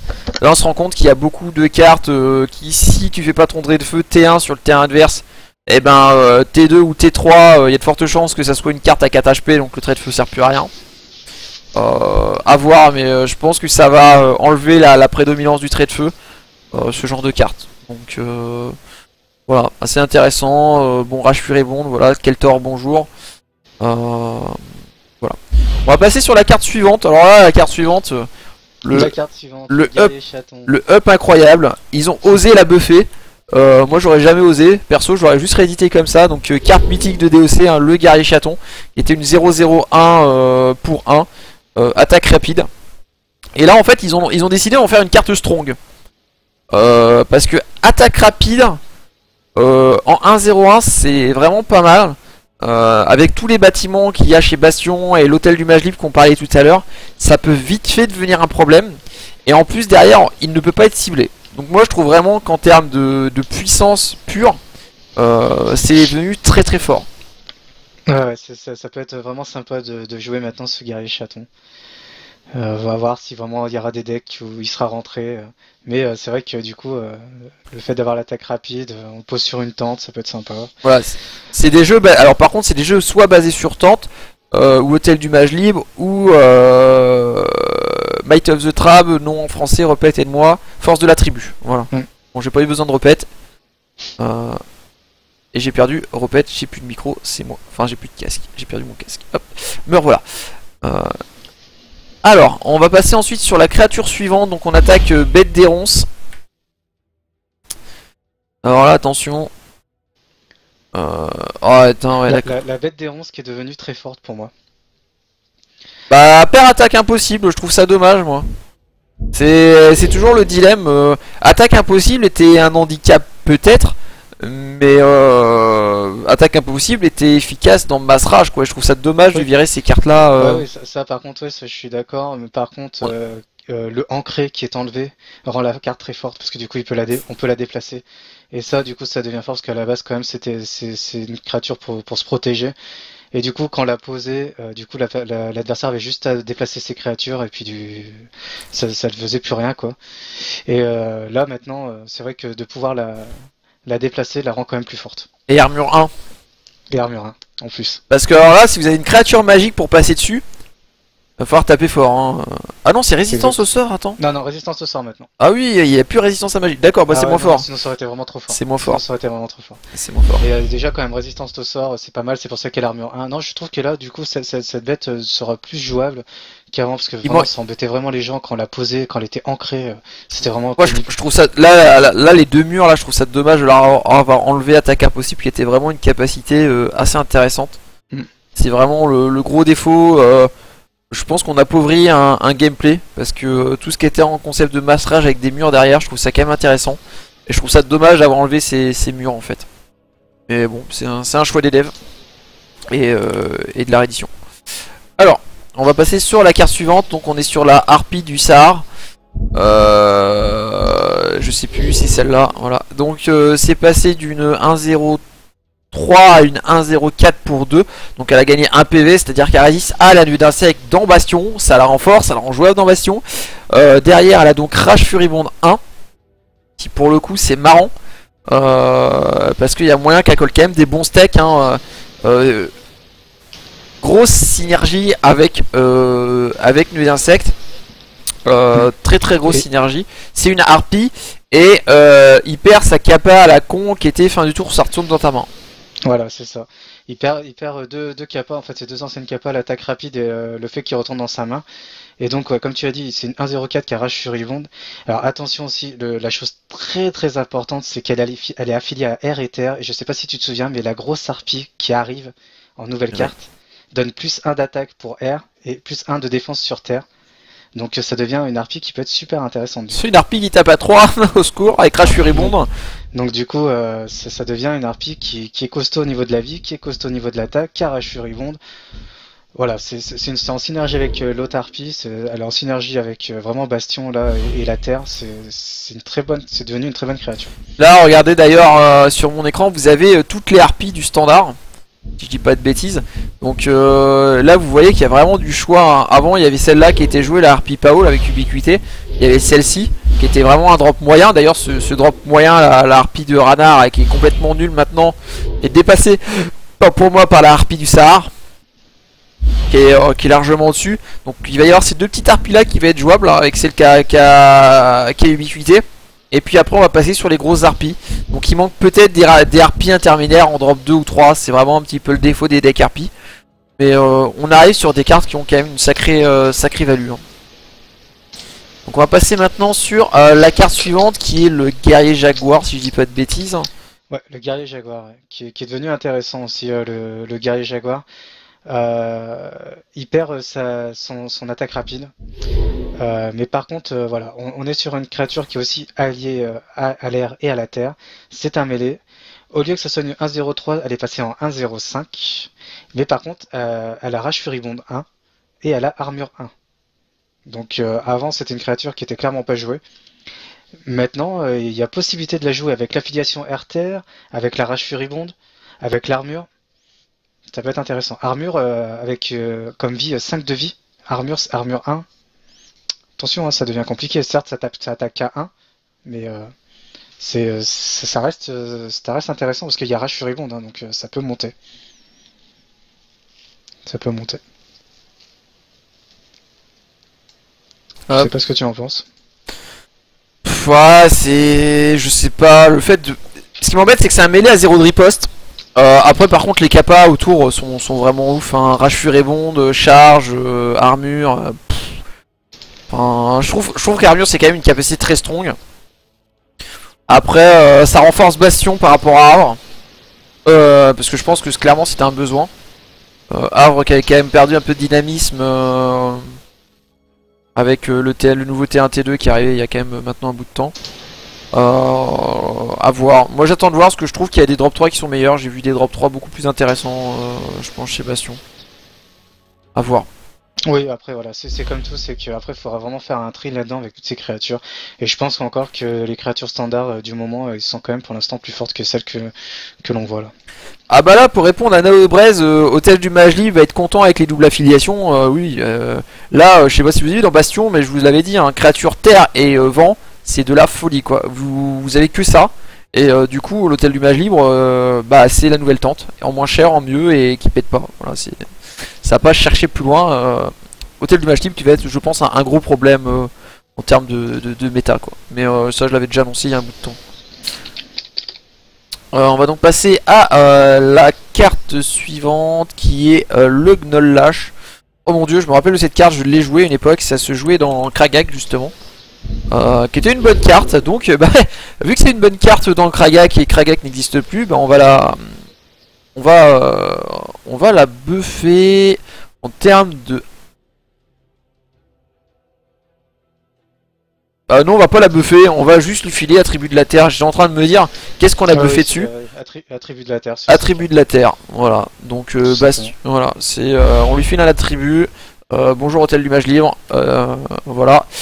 Ensuite, on a Chasseur du Sahara. Donc, Chasseur du Sahara, pareil, hein, on lui a filé attribut de la terre. Donc, c'était une 2-2-5 pour 3. En fait, ça, c'était des très très bons drops avant. En fait, là, tu arrives dans le stade du drop moyen. Voilà. Mais ça c'est l'évolution du jeu hein, j'ai envie de dire faut... Il y a mieux je pense. Enfin voilà, il y a mieux. Mais ça reste une bonne carte. C'est une carte que si tu veux pas jouer avec Crash Furibonde, que tu veux pas jouer avec Soif de sang, que tu veux juste poser en termes de value propre et de stats pure, c'est ce qu'il y a de mieux par contre encore. En termes de puissance offensive. Alors pour répondre à l'âme se kill, c'est une nouvelle extension avec une réédition de cartes dedans. Donc ça on avait présenté les 26 premières cartes, il nous reste 140 cartes de cartes rééditées et retravaillées à présenter. Donc là on est dans les 146 cartes rééditées. Voilà. Donc on va donc attaquer au chasseur des ergs. Et je crois que je l'ai en plus, non? Chasseur des ergs, très rapidement, il gagne l'affiliation. Ah, je me suis trompé. Fuck, j'ai compassé le ah bah oui. Donc c'était Chasseur du Sahara. Alors c'est lui. Ah c'est lui Chasseur du Sahara. Bon écoutez, je me suis trompé. Effectivement il a un buzz, c'est devenu une 2-0-5. C'était une 2-0-4 avant. Il était joué à un moment dans Kragak celui-ci. Et parce qu'il avait embuscade qui est vraiment une très très bonne capacité. Ça peut être intéressant sauf que les nouveaux stacks qui sortent en drop 5. Embuscade ils s'en foutent parce qu'ils vont passer de 8 à 5 HP. Donc voilà. Ça va pas chercher plus loin. Mais elle sera jouable. Elle a un potentiel quand même. Faudrait trouver des tirants en embuscade. C'est ça le petit défaut. À voir. Mais pourquoi pas. Une option de jeu intéressante par contre. Mais ouais. À voir comment on peut goupiller tout ça.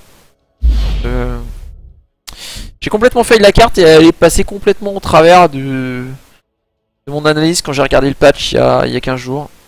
Ah non, il y a plus longtemps que ça, mais Voilà. On va passer à la Fury Massa 30. La Fury Massacrante, alors elle, au niveau de l'affiliation, elle est affiliée à l'air maintenant. Donc au lieu d'être une 3-1-3, elle est devenue une 3-1-5. Par contre, elle n'a plus ubiquité. Mais par contre, elle gagne Rage Furibond à la place. Rage Furibond 1. Donc c'est pas mal, parce que c'était une carte qui n'était pas spécialement jouée en open. Alors à voir si là, avec la Rage Furibonde et son gain de vie, est-ce qu'elle va être jouée? Alors, elle n'était pas jouée pour une seule et bonne raison. 3 HP, Bastion, et quand dans Bastion, dans tous tes decks, t'as nuit d'insectes, tu peux pas jouer des cartes à 3 HP. C'est le seul problème de cette carte. Là maintenant, elle en a 5, donc nuit d'insectes, elle résiste. Donc oui, effectivement, la carte est meilleure. Par contre, ils l'ont enlevé ubiquité. Donc on est sur un redesign de carte pour moi, plus qu'autre chose, plus qu'une réédition. À voir. C'est de la Rage Furibonde, il y a moyen de stacker beaucoup de marqueurs sur du Rage Furibonde. Oui, c'est ça en fait. Là, ils mettent en avant vraiment la Rage Furibonde. On a l'impression, vu qu'il y a du Keltor qui arrive, qu'il fallait des cartes en Rage Furibonde. Alors je sais pas s'il avait vraiment besoin de ça, Keltor. Non. À voir quand même. Je ne pense pas. Non, non, il avait déjà tout dans le magasin, donc voilà, là c'est une solution partie supplémentaire. Oui, là, la carte qui change complètement, à voir si ça va être joué. On va passer à la suivante, la rôdeuse du Sahar. La rôdeuse du Sahar, on va passer rapidement, tout simplement parce que c'est l'affiliation Air et Terre. Toujours. Alors là, on va voir mais vraiment la grosse synergie Air et Terre chez Bastion. Notamment aussi grâce aux nouvelles cartes qui sont sorties de la nouvelle extension qu'on a vu en début de stream. Donc voilà, après rien dire de spécial, voilà, affiliation Air Terre. Voilà, affiliation RTR, embuscade. Donc d'ailleurs avec le chasseur du Sahar qui est juste à côté, très bonne synergie, on fait de l'embuscade à 4 pour le coup. Par contre voilà le buff, le plus gros buff de la carte c'est cette double affiliation pour l'hôtel du mage libre. Je pense que vous l'aurez compris. Il faut jouer hôtel du mage libre, c'est marqué sur toutes les cartes chez Bastion. Voilà, vous pouvez virer la tente de guerre, vous pouvez foutre 4 otages du mage libre et vous aurez gagné la game. Sauf si vous jouez contre Ave, parce que vous avez perdu tour 2 en fait contre Ave, mais ça c'est un autre débat. Ensuite, on va passer à Maître de Guérilla. Maître de Guérilla. Donc affiliation Terre, ajout de commandement 1. Pourquoi pas. Pourquoi pas. Après rien de spécial après sur cette carte. Le commandement 1 qui... Est-ce qu'il est vraiment utile à ce moment de la partie? Je ne pense pas. Commandement à 1, ça te fait passer à 4 de force. En fait, pour qu'elle soit utile, le commandement 1, faudrait que tu montes très haut en magie. Bastion, si t'es moins un deck qui peut te monter très haut en magie, moi j'en vois qu'un, c'est Matewa. Pour le coup, ça peut être pas mal. Par contre, quand tu joues Matewa, tu veux pas jouer des trucs basés sur des créatures avec embuscade, tu veux jouer des trucs basés sur des créatures avec Rage Furibonde. Parce que ce que tu veux, c'est conserver tes marqueurs sur la capacité de Matewa pour avoir vraiment la plus grosse synergie possible. Voilà. C'est un manque de synergie un peu sur la carte, c'est-à-dire que si tu la joues, c'est pour 4, tu joues une 2-2-7 avec une capacité, mais limite, tu n'auras pas les deux en fait. Tu n'auras pas le bonus créature embuscade et tu n'auras pas le bonus Matewa en fait. Ouais. C'est ça qui est un peu dommage. Ouais. Là voilà, je pense que cette carte, ça sera pas non plus extraordinaire, ça va pas spécialement être joué. Je réponds à Doudik, là les cartes que tu vois, ce sont des cartes qui étaient avant au format open, qui maintenant avec la nouvelle extension qui sort demain, sont rééditées au format standard. Donc il y a eu des changements sur ces cartes et justement on les présente parce qu'il y a quelques trucs qui changent à chaque fois sur les cartes. Donc on vous montre. Donc c'est des cartes qui sont oui jouables aussi en open, mais qui seront à partir de demain jouables aussi en standard. Je dis bien aussi parce que c'est des cartes aussi que tu pourras jouer en open. Voilà, et pour compléter un petit peu ça, hein, bien sûr, les anciennes cartes des éditions que vous avez déjà dans votre collection, vous pouvez bien évidemment, comme avant le BS2, le jouer également en standard. Vous n'avez pas besoin de la nouvelle carte rééditée pour la jouer en standard. Par contre, pour les nouveaux joueurs, vous pouvez acheter les cartes de la nouvelle édition, qui seront apparemment disponibles dès demain en gold, hein, d'après ce qu'avait dit Alparza là, en coup de téléphone arabe qu'on m'avait confirmé sur le stream, enfin qu'on m'avait dit sur le stream. Ça devrait être chopable dès demain en gold, donc vous pourrez acheter vos packs et dépenser vos gold ou vos sauts pour acheter des cartes. Donc on va passer sur la dernière qui est le Rôdeur Centaure. Alors je sais même plus ce que c'est. Ça doit être ça. Non, chef Centaure perdu. Oh, attention, je sais pas. Alors la dernière carte c'est le Rôdeur Centaure. Le Rôdeur Centaure. Ah, c'est ça. Oh mon Le dieu, Rodor c'est... Centaure, ouais, voilà, après c'est une carte. On va pas y rester 15 ans. Donc 3-2-5 pour 5, immunité contre la riposte, ubiquité, armure 1. Armure 1 c'est cool, c'est un steak. On est dans les drops 5, il y en a plein, ils sont tous gros, ils sont tous beaux, ils sont tous chers. Voilà. Ouais. Clair. C'est une carte qui est chère en tour 5, why not? C'est un centaure, alors après voilà, vous allez me dire, il y a des decks centaures, Il y on peut faire aura- des combos avec les centaures, oui mais bon. En fait, le truc, c'est que vous allez avoir des synergies avec chacun des drops 5. Voilà. Mm. Il y a des decks qui en joueront 8, 9, 10, 11, 12. Tout le deck, c'est possible. Par contre, voilà, ça, clairement, ça sera dans un jeu centaure et ça sera le petit drop 5 de fin de deck, quoi. Mais quand tu vois rien que son homologue à côté, cet homologue là, je trouvais plus intéressant, le chef centaure, qui filait ubiquité. Donc voilà. Je suis pas forcément fan. On va donc passer maintenant sur Sanctuaire. Chez le sanctuaire, hop. Alors, tac. Oh là, le maître chanteur. Yeah, qui est hérédité. Alors. Attends, c'est lui, non? Alors le maître chanteur, ouais, le tacticien Naga de l'époque, Ah ouais. la 1-0-3. Alors lui, qu'est-ce qui change? Donc avant c'était tout. une 1-0-2, attends, c'était une 1-0-3, oui, il y a pas mal de choses qui changent. Donc du coup c'est devenu 1-0-3, ouais, pourquoi pas. Alors elle est modifiée par contre, la première fois qu'une créature de type espion allié inflige des dégâts de combat au héros adverse, pendant votre tour, votre production de ressources augmente de 1. Ouais, après synergie avec espion, pourquoi pas. Alors là, pour le coup, je suis pas d'accord. Hein. Avant, en fait, ça te blessait à te monter tes ressources, c'était très fort. Maintenant, c'est tous les espions qui te montent tes ressources en tant que drop 2. Alors là, le problème, c'est que de tête, je crois pas qu'il y ait d'espions drop 1. Et Non, après, pour voilà, le coup, là, clairement, c'est pas... très très très fort. C'est honnêtement, si vous laissez passer un de dégâts, vous filez un de ressources à votre adversaire, il peut très très vite atteindre ses stats de prérequis. Et en fait, le truc, c'est que du coup, Sanctuaire va pouvoir jouer toute sa main. Après, à voir s'il peut réussir à en faire quelque chose, de jouer toute sa main avant son adversaire, en plus de coller un ou deux de dégâts. C'est un peu la question à se poser, mais moi je pense que ça reste une très bonne carte hein, pour le coup. Ouais, c'est une très bonne carte. Après, elle était très peu jouée aussi cette carte parce qu'elle était chère. Cette carte, elle était très dure à avoir à l'époque. Ça. Maintenant qu'elle est passée en standard, elle va être plus simple à avoir. Alors peut-être que les joueurs vont pouvoir la jouer. Pour vous dire, moi cette carte, je crois que je l'ai pas en 4 exemplaires. Je dois en avoir qu'un seul de tacticien, de maître chanteur Shinobi. J'en ai qu'un de celui-ci. Ce qui était très dur à avoir. Ah, j'en ai plein. Ah, moi j'ai eu du mal à l'avoir celui-là. Enfin bref, petit aparté. Alors on va passer à la suivante. Le gardien des chutes. Le gardien des chutes, qui du coup, ça va pas faire plaisir à Tong, mais qui perd son attaque impossible. Par contre, ce qui est bien, c'est qu'il perd son ancré, qui était quand même pénible. Et au lieu que ça soit une 0-1-5, pardon, c'est devenu une 0-2-5. Ouais, Donc, bah c'est ils ont décidé de faire sauter tous les murs en fait, j'ai l'impression. Alors c'est J'ai con parce que ça s'appelle un gardien, ça a une gueule de mur, mais ce n'est plus un mur, ça peut attaquer. Voilà, donc là c'est des choix qu'ils ont fait. Je m'éternise pas trop dessus, c'est un drop 2. Je trouve ça un peu moyen, mais bon, c'est décision de gameplay, donc à voir. Oui. C'est Masrage qui est perdant. Après, bon, Masrage en sanctuaire, je sais pas si ça a été fait ça. Non, je crois pas. Y a pas magie de feu en sanctuaire, il me semble. Mais moi j'aimais bien les murs avec attaque impossible. En fait, c'était des bonnes réponses à Masrage et bah là on enlève un peu ses réponses. Je trouve ça dommage. Oui. Autant la réédition me pose pas de dommage. soucis, mais autant le changement de gameplay associé aux cartes, je trouve ça dommage de virer des solutions.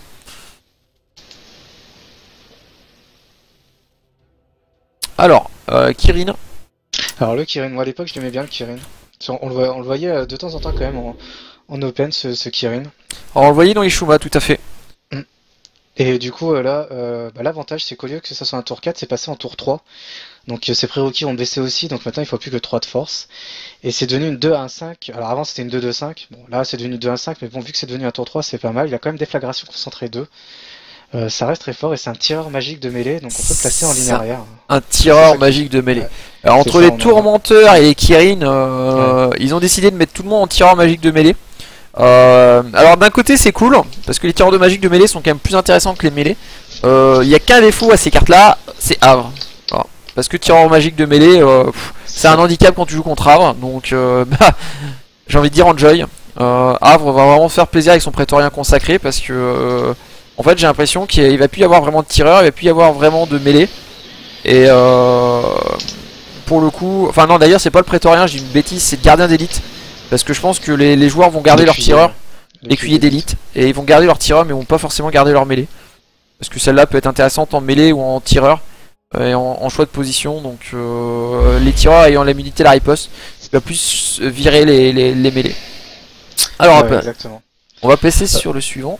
On va passer sur le suivant rapidement parce qu'il n'y a pas grand chose qui change. Ça revient à ce que tu disais. C'est qu'en fait il est tout simplement passé tireur magique de mêlée, le garde Chanria. Donc c'était une bonne carte à l'époque. Maintenant qu'il passe tireur de mêlée, c'est magique de mêlée, ça peut être intéressant. C'est une carte qui était quand même jouée. C'est parce que c'est le toucher gel qui est fort en fait sur cette carte. Donc maintenant qu'il est passé tireur de magique de mêlée, c'est encore mieux, on va dire. J'ai sauté une ligne les amis, donc là c'est le garde Sharia. Tout à l'heure je vous ai montré la carte suivante, j'ai un peu fail. Alors moi le garde Sharia je le jouais dans mon Ishuma. C'est le deck qui m'avait permis d'atteindre les 1600 de MMR, enfin j'avais passé le palier 1500, j'étais arrivé dans les 1600, 1150. Donc à cette époque là était pas mal. Et je jouais cette carte là qui était vraiment très très sympa, un 2-0-4 touché gelé, immunité à la riposte. Et qui était assez strong avec leur positionnement stratégique. Avec l'évolution de la méta, la puissance des spells qui arrivait, je sais pas si elle aura la même puissance qu'avant, faut voir. Par contre il peut tenir en laisse des tons, c'est ça qui peut être intéressant. Mais bon, mettre 15 tours à tuer un ton, est-ce que ça suffira? J'en doute. Ouais. On va passer à la suivante.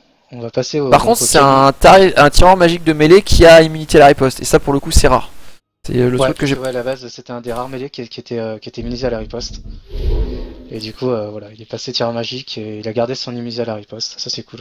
Heureusement d'ailleurs. On va passer à Camille l'Honorable. Alors, Camille l'Honorable, c'était à l'époque, c'est une carte que j'ai détestée. Pourquoi? Parce que sa capacité, c'était tant qu'il y a au minimum 5 cartes dans votre cimetière, il gagnait l'honneur 1. Maintenant, ça a changé. C'est pour chaque pile de 5 cartes dans votre cimetière, le Camille gagne honneur plus honneur 1. On va dire c'est un petit peu mieux. Je suis toujours pas fan de cette carte, hein. Je l'ai quasiment jamais joué. Je pense que je la jouerai jamais. Alors je vais répondre à une question que j'ai déjà répondu. Nouvelle extension disponible en SO ou en Gold. Apparemment, d'après une info qu'on nous a laissée sur le chat au début du stream, ça serait dispo en Gold. Mais c'est pas sûr. Je garantis pas. Hein. Apparemment c'est Alparza qui a dit ça à un viewer, donc ouais. Voilà. Il n'y a pas de... Voilà, nous on n'a pas eu d'infos officielles par rapport à ça au niveau de l'équipe, donc voilà, donc voilà. Le Weaver qui dit au lieu de Weaver qui dit que c'est Arpaza qui dit que c'est un peu compliqué, donc je pense que là par contre vous verrez ça demain. C'est vrai que pour les nouveaux joueurs ce serait mieux que ça soit en gold évidemment, puis ça évite de farmer le jeu, ça évite aussi de mettre des sauts dans le jeu. Moi personnellement j'espère que ça sera disponible en gold dès demain au lieu d'attendre 15 jours.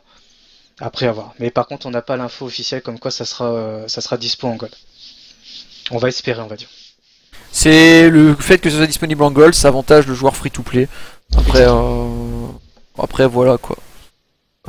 Moi le fait d'attendre 15 jours était pas. On avait pris l'habitude, ça me gênait pas plus que ça.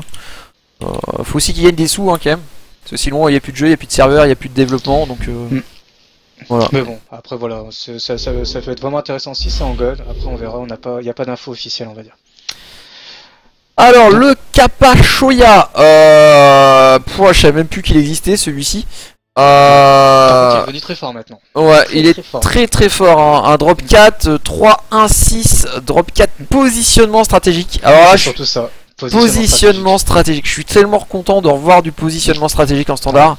On avait que la prêtresse, excusez-moi, en positionnement. Et là, on a du positionnement stratégique qui revient en standard. Et ça, je peux vous dire, ça, c'est cool. Avec en plus la 2-2-7 qui, quand on repositionne une bête, on colle 1 de dégâts.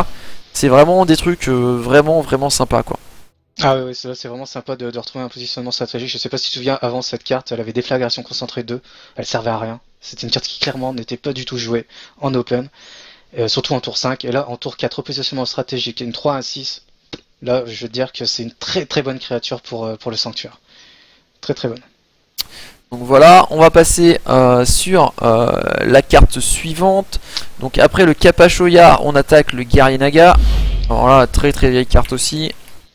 Guerrier Naga, ouais. Alors là, pareil aussi, hein, on va dire qu'il sera plus jouable parce que déjà, c'est plus un tour 6, c'est un tour 4. Donc là, déjà, c'est le top du top. Donc évidemment, en force, il faut plus que 4 de force. C'est un tireur de mêlée. Et du coup, alors évidemment, au lieu que ce soit un 2-1-7, il passe en 2-1-6.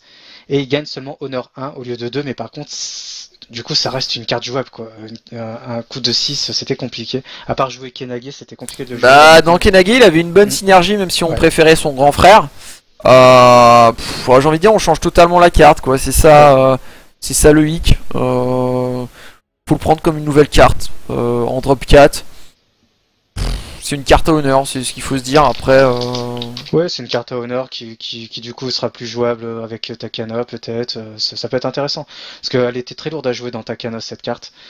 Un tour 6, c'était compliqué. Là, du coup, moi, honnêtement, j'ai préféré le Wanizame.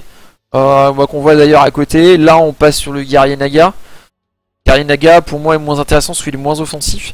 Après, il a une grosse force que n'a pas le Wanizame, c'est le tireur de mêlée pour le positionnement, pour donner l'honneur à ses créatures. C'est la force.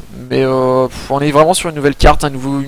En fait, faut pas se dire que c'est le Guerrier Naga, quoi. C'est une nouvelle carte. C'est pas une réédition, quoi.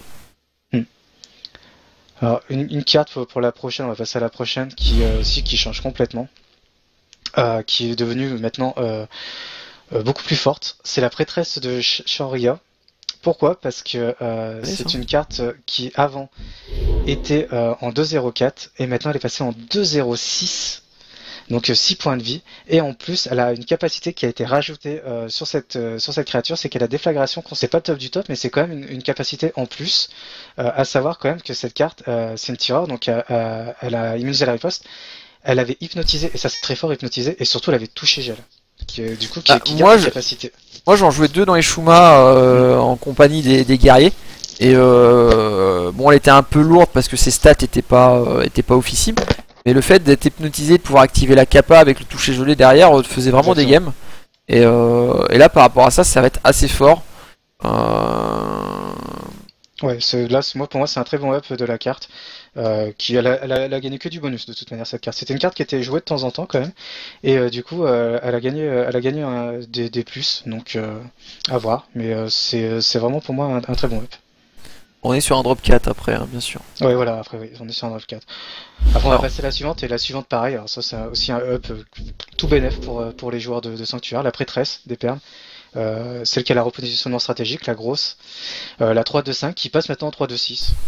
Alors, carte très jouée dans Ishuma, elle prend un up et elle sera rejouée dans Ishuma. Voilà, bien sûr, alors ça, elle sera clairement jouée. En plus, c'est la 6 de vie. Pareil, hein, ça passe à travers la colère. Là, c'est top du top. Gagner ce point de vie reste quand même assez énorme. Là, très très bon up pour la prêtresse des perles. Et après, on va passer sur Yuki-Onna. Alors Yuki-Onna, une carte qui était pas spécialement jouée parce que c'était un des gros tons de Sanctuaire. Et du coup, c'est encore un plus gros ton ce qu'ils ont mis. Au lieu que ça soit 8 points de vie, on a dit allez, on va en rajouter un, on va lui mettre 9 points de vie. J'avais vu à l'époque, je parle d'une époque novembre-décembre 2013, hein, c'est à peu près la période d'Ishuma là quand je le jouais. Il y avait quelques versions qui s'y aventuraient, mais c'était en mode what the fuck, je joue ça dans Ishuma quoi. Tu vois, le mec il en mettait 2 en mode planqué dans son deck, et là on est à peu près sur la même optique de jeu. Donc, ouais, c'est une carte que je pense qui ne sera pas plus jouée même si elle a son 9 points de vie, parce qu'en fait il y a mieux. Le mieux il arrive. Les tons sont plus gros et c'est le Kirin sacré pour le coup qui est vraiment monstrueux. Qui est monstrueux. La 4-3-9. Pourquoi il est monstrueux? Parce qu'il a déflagration concentrée 4. Et en plus il a gagné la capacité que toutes les autres créatures d'eau alliées gagnent déflagration concentrée 1. Donc en fait c'est le top du top quoi. C'est très très bonne créature. Enfin très très bonne. Ça reste un tour 6 hein. Mais avant c'était un tour 8. Le truc c'est que voilà, si tu passes d'un tour 8 à un tour 6 et en plus il est upgrade quoi. Et c'est officine parce que tu la poses dessus à marquer limite. Si vous avez 2-3 créatures d'eau à côté, vous vous débrouillez bien, vous le posez sur le bon timing, dessus il y a marqué vous avez gagné la game. Parce que le truc tu le géreras pas sauf récolte d'âme quoi. Donc, ouais, donc ça c'est vraiment ça c'est un gros ton chez Sanctu qui est rigolo. Je l'ai testé celui-là, il est vraiment marrant. Il est vraiment marrant à jouer. C'est un monstre. Ouais, c'est vraiment intéressant et Puis donc pour Le finir dernier, avec c'est le Kappa. Sanctuaire, le bon vieux Kappa qui change pas, bah, tant mieux, hein, parce que de toute façon il est super fort. Bah, Pour eux, c'est un très bon tour. c'était un très bon drop, hein, c'était l'ennemi juré de l'Olifant, quoi. Les deux se regardaient, les yeux dans les yeux, aucun des deux bougeait. On est à peu près sur la même optique de jeu. Voilà, bon, c'était une très bonne carte. Bon, maintenant elle est devenue bonne en fait. Ouais, voilà. Parce que voilà, regardez, rien qu'à côté, il y a, Devenue bonne. il y a le Kappa ruisselant. Voilà, Ouais. qui pour moi est meilleur. Donc, Mais c'est bien qu'ils l'ont réédité, c'est voilà, ça rajoute un Kappa. ouais, Why not. ça rajoute des options. Hein, mais, voilà, donc là, Alors, on va passer sur les On neutres. peut noter, je vais juste dire deux petits mots sur le Sanctuaire, qu'on peut noter quand même, ce qui est extrêmement dommage, c'est qu'ils nous ont pas remis les embuscades chez Sanctuaire. Et ça, c'est clairement dommage. C'est Je dommage. pense que ça aurait été intéressant de les rajouter. Notamment la traqueuse Sayama et j'ai oublié son nom, la 305, qui avait aussi embuscade et repositionnement stratégique. C'est dommage qu'ils n'ont pas rajouté ces deux créatures Bah, dans le Sanctuaire. ce qui est ouf, c'est que faut se dire que Embuscade c'était quand même une capacité qui a été créée pour Sanctuaire et qu'elle a fini sur Bastion. En plus, du coup, c'est vrai qu'ils ont remis les créatures chez Bastion, et du coup, ils ont gagné Embuscade. Et du coup, le Sanctuaire, je trouve ça dommage qu'ils ont pas remis la traqueuse et j'ai complètement oublié son nom, le chasseur Isayama, je veux dire une connerie, je pense que c'est Si, pas si, ça. c'est ça, c'est un ça. Sayama, c'est un Sayama, Ouais, mais c'est je un sais plus. Sayama, je sais plus si c'est un je sais- chasseur, mais Ouais, c'est je vois. 305. Qui 305 avait pour 4. repositionnement stratégique et qui avait Embuscade 2 ou 3. Embuscade 2. Ouais, Embuscade Embuscade 2, 2. c'était vraiment trop fort. Ouais, c'était très très fort, c'était des très très bonnes cartes pour le coup. Voilà, c'était juste mon petit bémol sur Sanctuaire. Donc on attaque sur une nouvelle carte, le chasseur Pao. Ouais, alors là on attaque les cartes neutres. Alors je pense qu'on va passer rapidement sur ces cartes-là. Bah, 1-0-3 cumulable voilà. pour 2. Voilà, bon, il y a mieux dans toutes les factions. Faut rééditer Kragak en standard pour qu'il soit intéressant.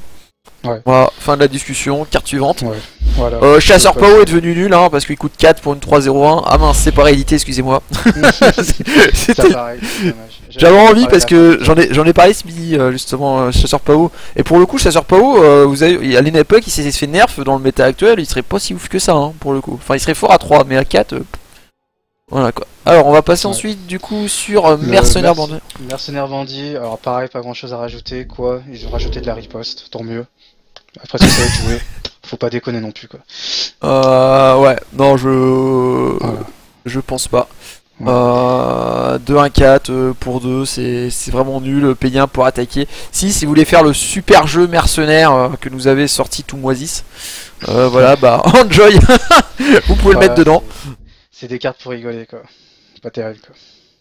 Ouais, vous pouvez croiser Repet en tournoi suisse avec peut-être. Voilà, ça rentre dans des decks où on a envie de se détendre et de jouer un peu les cartes que personne joue, donc ça va pas changer. Ensuite, Ensuite, ouais, le bibliothécaire. Bon bah lui, bah tant mieux, il a pris un d'attaque. ouais, il a pris un d'attaque. C'est cool.